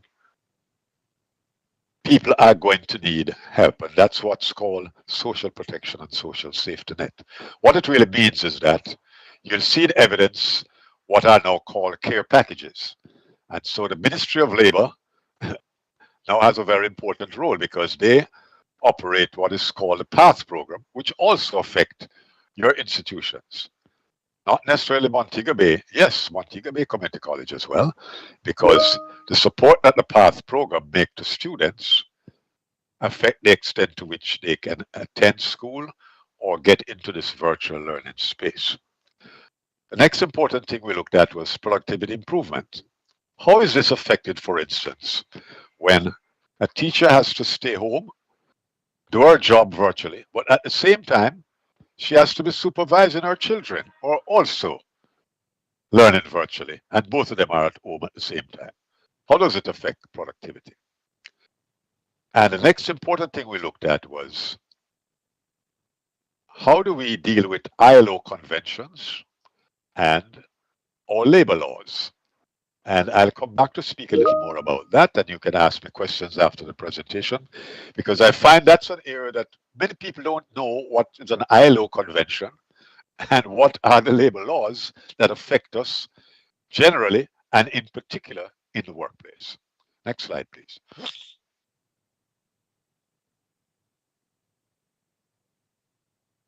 Well, how did we do our work? Well, we had what was called a lot of consultations. And these consultations were with a variety of sectors, public sector, private sector, trade unions, and all of those, because we had to talk with different sectors in order to get a very clear picture of what was happening in terms of the impact of COVID-19. So I can move very quickly on to what were some of the major recommendations that we came to. So could you, Sonia, just move to those slides, please? Just go to the, yeah, okay. So the first, let's go back one more slide, please. Right. So the first recommendation we made was that we should organize our economy in such a way that tourism has a less dominant effect on when we are affected by any disruptive force, whether it be pandemics, whether it be hurricanes, whether it be technologies. We have to have our economy organized in such a way. And these priority areas are set out in another task force, which is called the Economic Recovery Task Force. And the message is that we have to align, or we did align our task force report with the Economic Recovery Task Force. So I'll just give you a flavor of what are some of the things that they look at.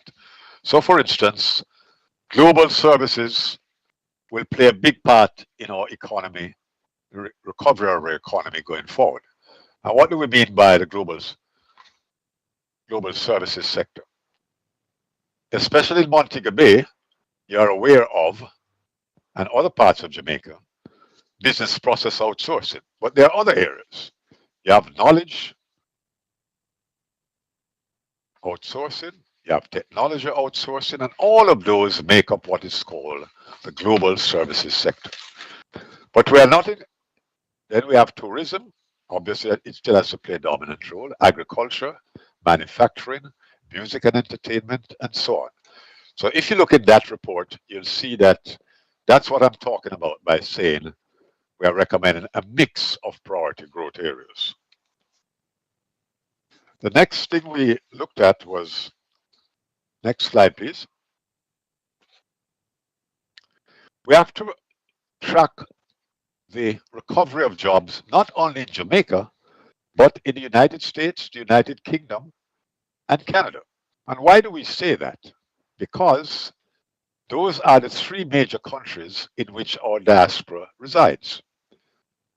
And we say this because in 2020, when tourism lost about 2.3 billion US dollars, it was cushioned, the blow was cushioned by diaspora remittances, which increased by 20%. And so the over 2 billion US dollars that came in from remittances was what helped us to survive, not to mention all the barrels and special supplies that our diaspora sent home for their relatives and friends in Jamaica. And so that's what we mean by taking the international picture. We not only have to look at what's happening in Jamaica, but what's happening internationally, and in particular in countries where our main diaspora persons reside. Not only that, they are a great supporter of health and wellness in Jamaica. On average, we have 162 health missions from the diaspora that come and give free services across every parish in Jamaica. In 2019 and 2020, January, the diaspora performed 26 open heart surgeries at the University Hospital of the West Indies.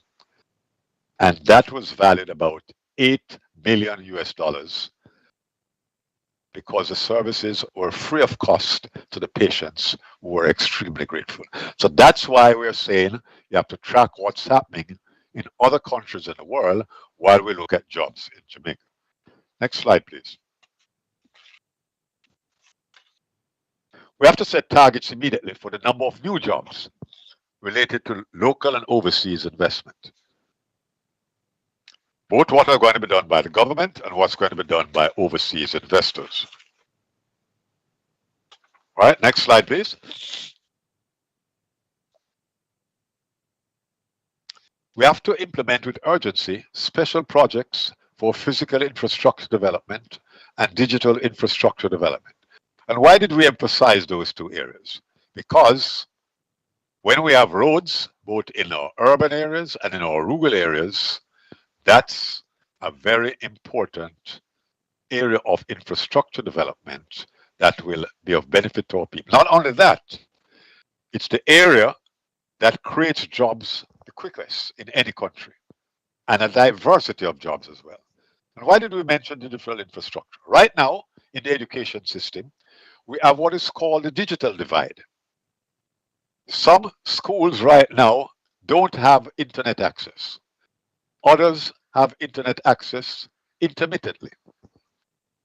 I'm hoping, for instance, that before this presentation finishes, we won't have a disruption in our internet connectivity. We are now dependent on that, and we have to face what is called the digital divide. Digital divide exists in two areas. One, the infrastructure that our telecoms and other persons are going to provide so that everyone across Jamaica will have access to this digital world and technologies. The other thing about it is that we have to look at how affordable it's going to be to have instruments like laptops, iPods, whatever it is that's going to facilitate teaching and learning in the schools. All right, let's go to the next one. Now, this is very important for our education and training institutions. We have to align the competencies of our graduates to what are the competencies needed in the workplace of the future post-COVID-19 or during COVID-19. Professor Frederick spoke about online learning. The point is, whether you're into online learning or hybrid, what is important is not the online learning, but the competences that are being stressed in whatever teaching learning modality that you're going to do. So let's go to the next one. Right.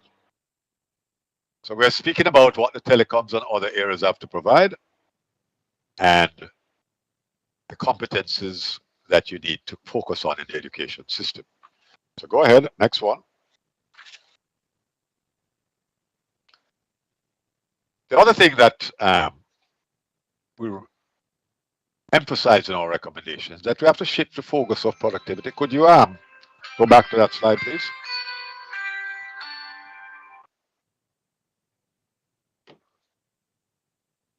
Yeah, we have to shift the focus to what we call a more people-centered approach. So even in our schools,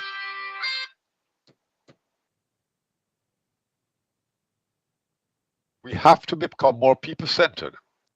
What you're going to require in the schools is the same thing that you're going to require in any company.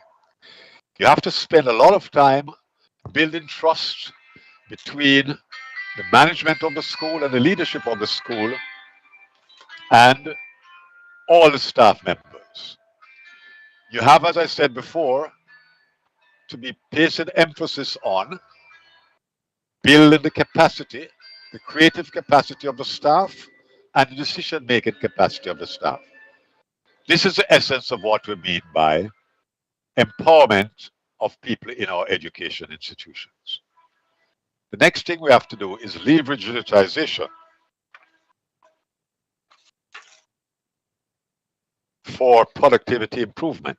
So in other words, in our schools, our teachers, our lecturers, our facilitators have to become more productive by using the technology and also placing emphasis on those human skills. That's what's going to increase productivity in our educational institutions. Next area. Next slide.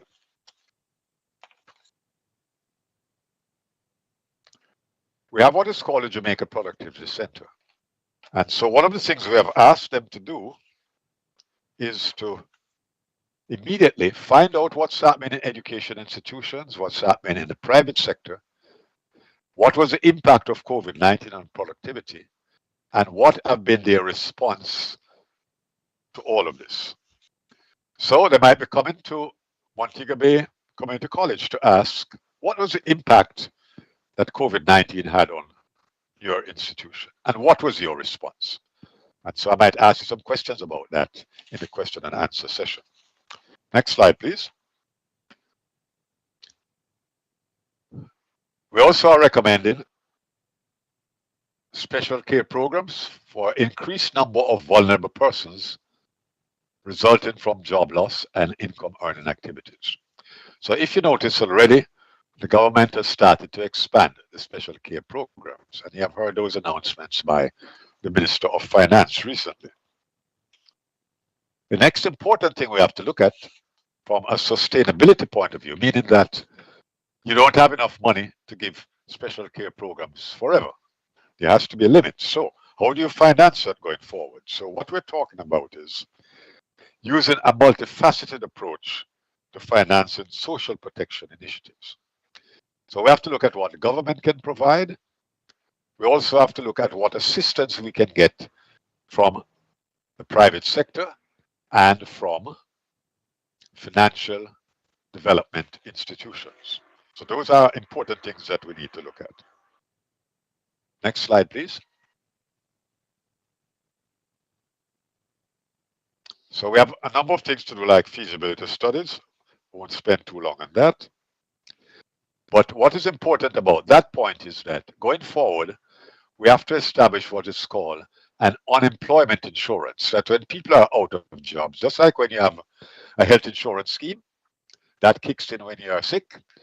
When you're out of a job, we have to develop either an unemployment insurance scheme or some alternative like that. Already there is very heated discussion around this.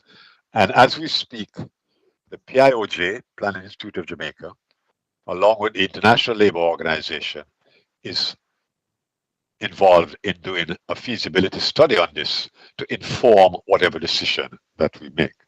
And I can speak a little more about that again. All right, next slide.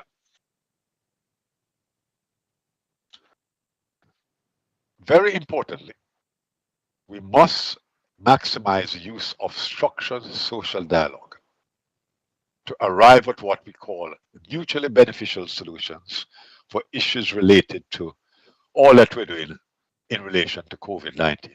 ILO core standards are just one of them. Right now, we have the big issue of whether we should make vaccination at the workplace mandatory. Now, that debate is not going to be settled legally.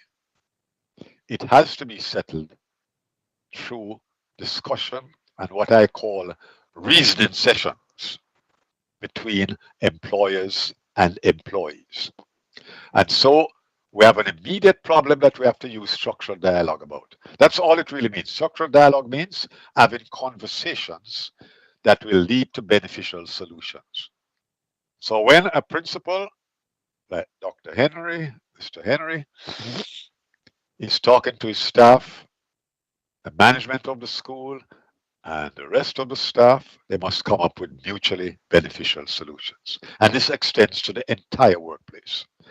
In particular, we have to look at how COVID-19 affect key areas of ILO core labor standards. And you can ask me some more about that later on. How does it affect our local labor laws? And just to give you an idea of what I'm talking about, well, go to the next slide and I'll tell you a little more about that. So there are two conventions, for instance, that deal with harassment in the workplace. Jamaica has not ratified those yet. So for us to put that in place, we have to first of all ratify those conventions, and then we translate them into local legislation. Next slide, please.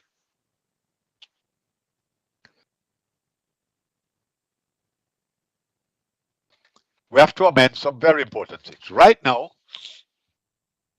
we are into a tailspin because some people are back at work, some are not sure if they're going back to work. So we have what is called an Employment Termination Redundancy Payment Act. And that means that there's 120 days that can be used. What do we do after the 120 days?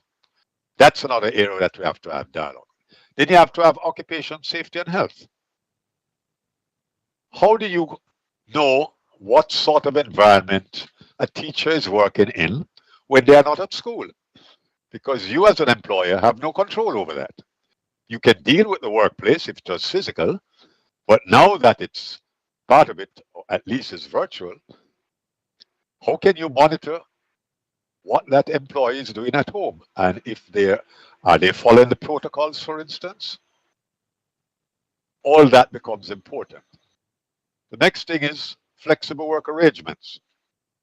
Already, most of you are involved in a combination of staying at home and also this combination of face-to-face. And right now, as we speak, there's a lot of debate about which schools shall return to face-to-face, which schools shall return to a hybrid of face-to-face and that. So that's a very hot debate that's going on right now in education. Next slide, please. What we have set out for everyone, government and employers and trade unions, is 10 guidelines for implementing COVID-19. The task force report recommendations. The first and very important guideline is that when we are formulating solutions to the problems created by COVID-19, we are not only dealing with COVID-19, we are actually dealing with 4 different disruptive forces. The first one is pandemics, which is COVID-19, but we're also dealing with disruptive technologies. We have to now be grappling with artificial intelligence, big data, blockchain, nanotechnology. And some of you have not even known how nanotechnology is affecting you. Then we have to deal with climate change. and global warming, because they're spawning hurricanes, tsunamis, earthquakes, volcanoes, drought, and wildfires. We're just getting to the end of the hurricane season. And we also have had earthquake shocks in the last couple of months. St. Vincent have had volcanoes. And when they thought it was just St. Vincent alone that was affected, it affected Grenada, it affected Barbados. After all this rain, we're going to enter a drought season. So we're not only dealing with COVID-19, we have to plan for climate change and global warming. As we speak, our Prime Minister is at what is called the COP's 26 meeting, which is a conference of parties dealing with what? The effect of climate change and global warming, especially on small island development states like Jamaica, Barbados, Grenada, St. Vincent, St. Lucia, St. Kitts, Trinidad and Tobago, right down to Guyana. The next important factor that we need to bear in mind is that another disruptive force is what we call the fight for global leadership and supremacy. The leaders of the world are now fighting for who is the most powerful in terms of technology and nuclear energy. We are squeezed into all this because we have things like trade wars, and all of these affect what we're doing. And why do I mention this? Because one of the things that I stress in my course on transformation leadership is that we have to pay attention to what is called environmental scanning, because we have to look at what is happening in our local neighborhood, what is happening in our parish, what is happening in Jamaica, what is happening in CARICOM, what is happening internationally, because that is what is going to help us to get into the process called strategic thinking, which will help us to move forward, both in business as well as in the education sector. The second thing which I mentioned before is that we must give attention to structured social dialogue. The third is that we must give urgent attention to priority areas for job creation. And fourthly, in reviving jobs, we obviously, because of the statistics I produced earlier, we have to start by focusing on those two sectors that were hardest hit by COVID-19, which is tourism, music, and entertainment. The fifth guideline is that we must take urgent action on inter-ministry collaboration.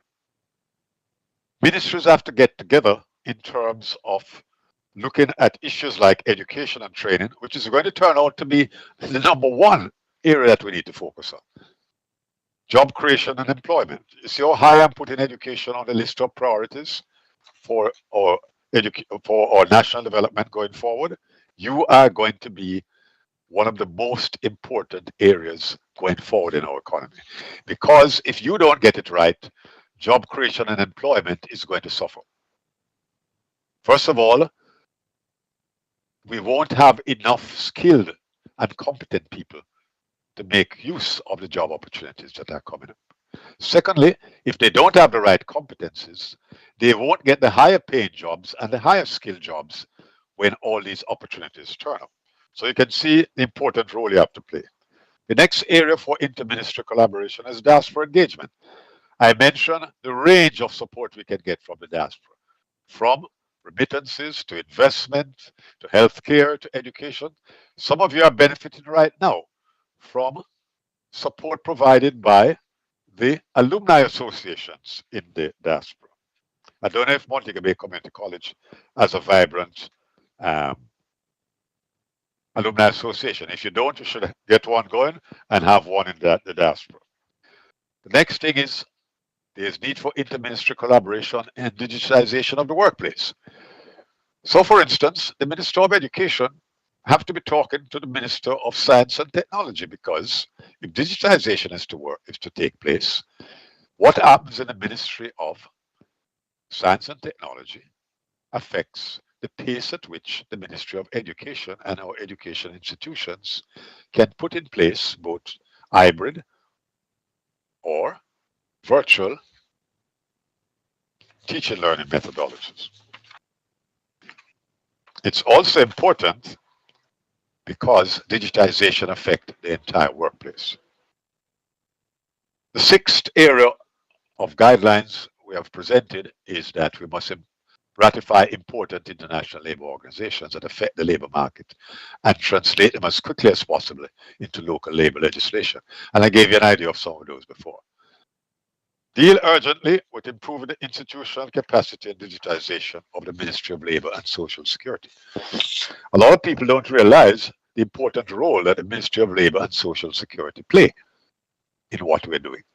They are the ones who deal with all of these labor laws that are so vitally important to everything we do in schools and to everything we do at the workplace.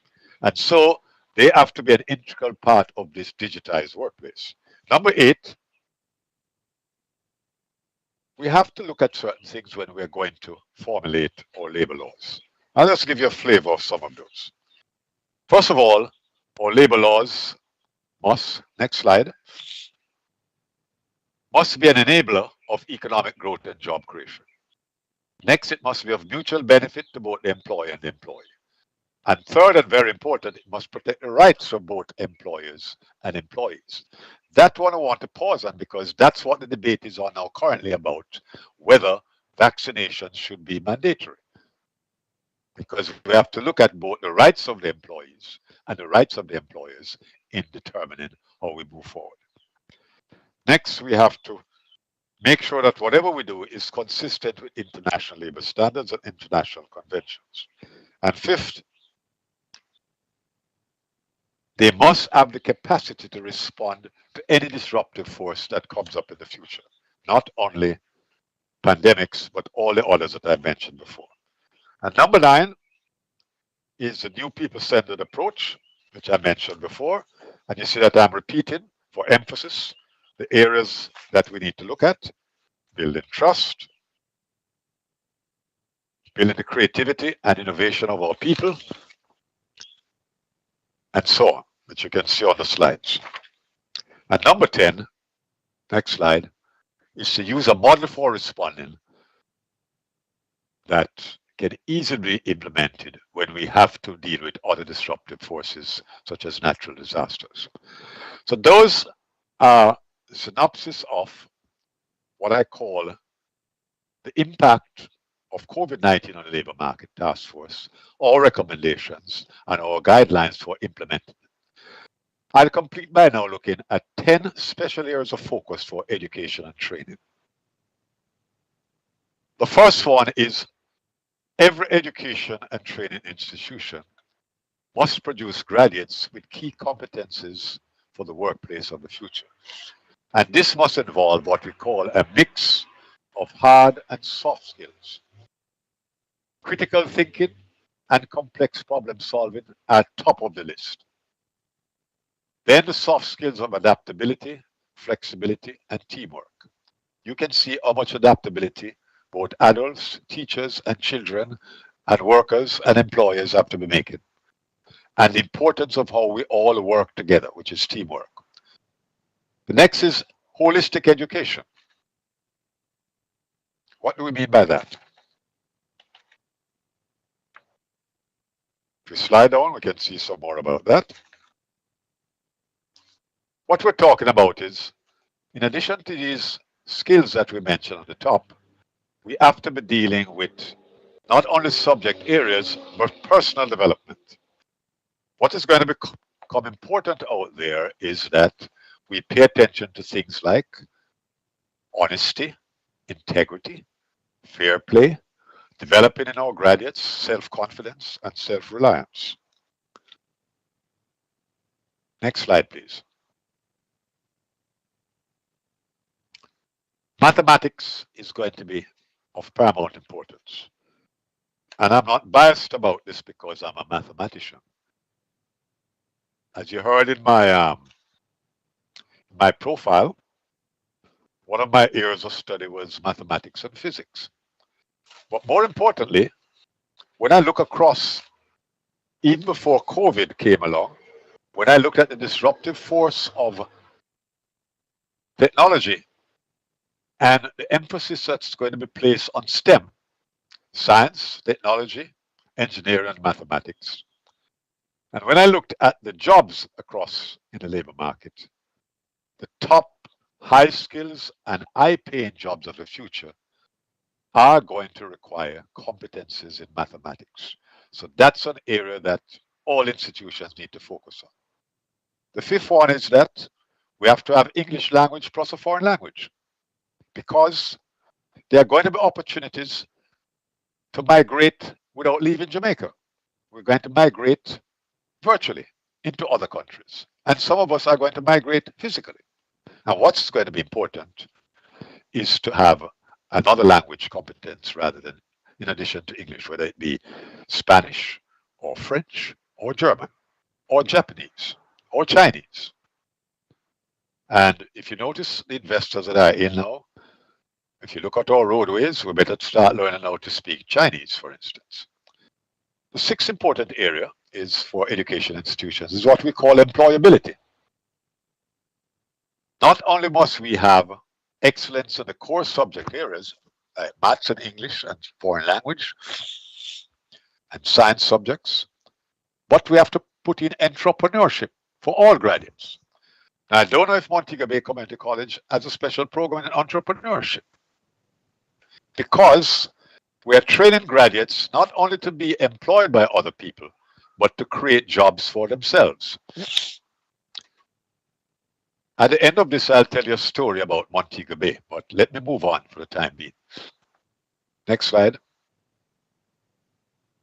Lifelong learning is going to be very important. What we learn today is going to be obsolete while we're learning. And so this habit of learning to learn, which is one of the tenets of UNESCO, and I think somebody is going to speak on those a little later on in the program today, is very important. Next, productivity. No, not at the end yet, Sonia. Let's go back. Productivity skills. One of the things we have to stress in our education institutions is work ethic. Reaching work at 8 does not mean 8:01. A lot of Jamaicans workers had to get accustomed when the Chinese came in and they said start work at 8 and they turn up at 8:30 and there were no jobs. Because in their culture, 8 o'clock means 8 o'clock, not 8:01. Giving a fair day's work for a fair day's pay, that's part of work ethic. Diversity management, learning to deal with people from different cultures, going to be a very important skill. Learning to deal with people of different types of personalities at the workplace. Some are hard to get along with, some are easy to get along with, some are nice people, some are not so nice people, some have contrary points of view. All of that you'll have to deal with. And you have to have this passion for producing high quality goods and services. And lastly, the important skill of cultural identity. Each of us must have a strong affinity to Jamaica, what Rex Nettlefold called smuddiness. We must feel like a smuddy in a Jamaica. And so that's the end of my formal presentation. And I now open it up for any question and answer that the organizer will allow for this session. Thank you very much.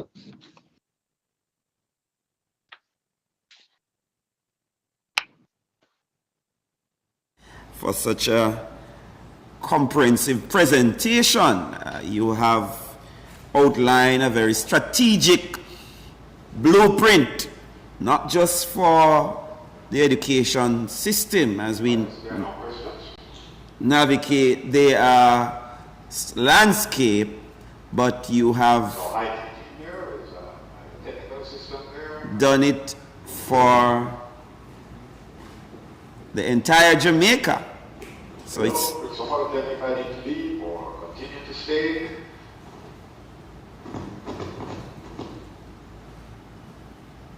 okay. We're solving those technical issues. We might have difficulty right now dealing with question and answers, but we want to thank you, Prof, for your presentation.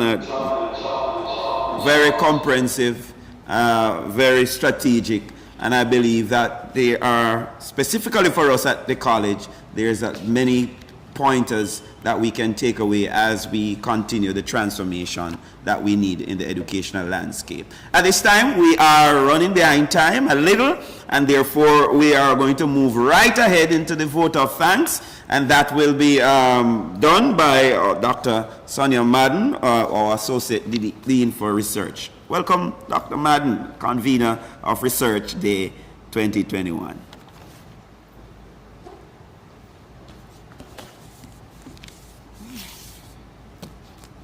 So our moderator, Mr. Warren. Our moderator, Mr. Warren. Chairman, Mr. Stephen Deere. Members of the board, our principal, Mr. Darian Henry. Vice principals, Mrs. Carol Walters and Mrs. Colleen Ricketts Evans. Deans, associate deans, directors, lecturers, administrators, ancillary staff, students, friends, well-wishers, good afternoon. It is a very emotional moment for me right now as we come to the end of our opening ceremony and as we progress with our very first research day. This event is the culmination of sacrifices of time, a lot of effort, mixed with passion and determination and teamwork. It involved exercising skills of flexibility and having a willingness to change and learn. There were many persons involved, and so I'm going to extend thanks to all those persons at this time. First, thanks to Dr. Maureen Nelson for buying into the vision and readily approving the budget for the event. I wish I had asked for more, but I'm sure she would have approved that as well. Mr. Darian Henry came along and he placed much expectations on us. Sir, I hope we are fulfilling such expectations. We thank you for working alongside us and for your support. Thanks to Mrs. Walters. Within hours, we were able to get our plaques and other gift items for our various competitions, thanks to her. Our chairman, we thank you for your support and your interest in this activity and for bringing the greetings. Mr. Warren, when I asked Mr. Warren to moderate without hesitation, he said, yes, just let me know the date. And so I thank you, sir, for your excellent skills. Thanks to Mrs. Crawford for blessing the event. This would not have been possible without God, and so I thank you. Our presenters, you have added much value to our day. Mr. Clifton Reader, very busy man, I appreciate the sacrifice of your time and expertise to speak to us today. Thanks to Dr. Frederick, who was very flexible. We were able to move him around in terms of timing, and he was very accepting. Professor Ying, he turned our program upside down at the last minute, but it was a great pleasure when we sent him the final schedule and he said, yes, now this looks good. So we really thank him for his expertise and for his delivery today. I have learned so much through the process, and that will take us into the future. The research committee. Your efforts started months ago and will continue throughout the day, and I applaud you. I felt supported during the planning of this event because I knew that once I called on you, you would respond, and so I am grateful to each of you. Thanks to the library staff for their support and assistance when it came to graphics, design, or Instagram page. They assisted, and so I really appreciate it. They were my editors and reviewers, and it was a pleasure working with you. Mrs. Linfat, again an editor, reviewer, called persons alongside me, thank you very much. I thank the procurement and accounts team for their contribution, the ancillary staff. I shall not forget the fabulous technical team. They would not know that tears came to my eyes when I went on the website and saw the vision being a reality. It was amazing, so thank you so much. Much thanks to our students for participating in our various competitions and those who are voting. My phone was blowing up yesterday with all the votes straight into the night. We have other competitions coming up. The poster competition is still on, so you can follow us, MBCC_research, and you can vote. We have our talent and debate competitions on Wednesday, so follow us and vote. Thanks to all students, all our guests, all our colleagues who are currently offering support. If you have contributed in any way to this event and I have not mentioned you, it means you fall under the banner of Research Committee. And so you are loved, you are appreciated, and this event is the manifestation of all your hard work. Thanks to everyone.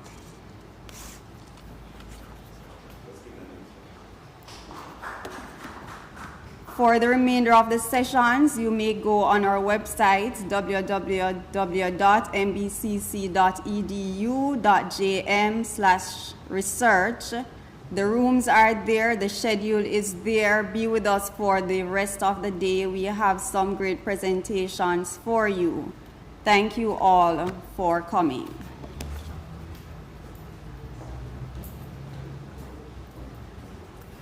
Okay, thank you very much, Dr. Madden. We have come to the end of the opening session. Of course, you have been given instruction. The program continues throughout the rest of the day. We thank you for joining us.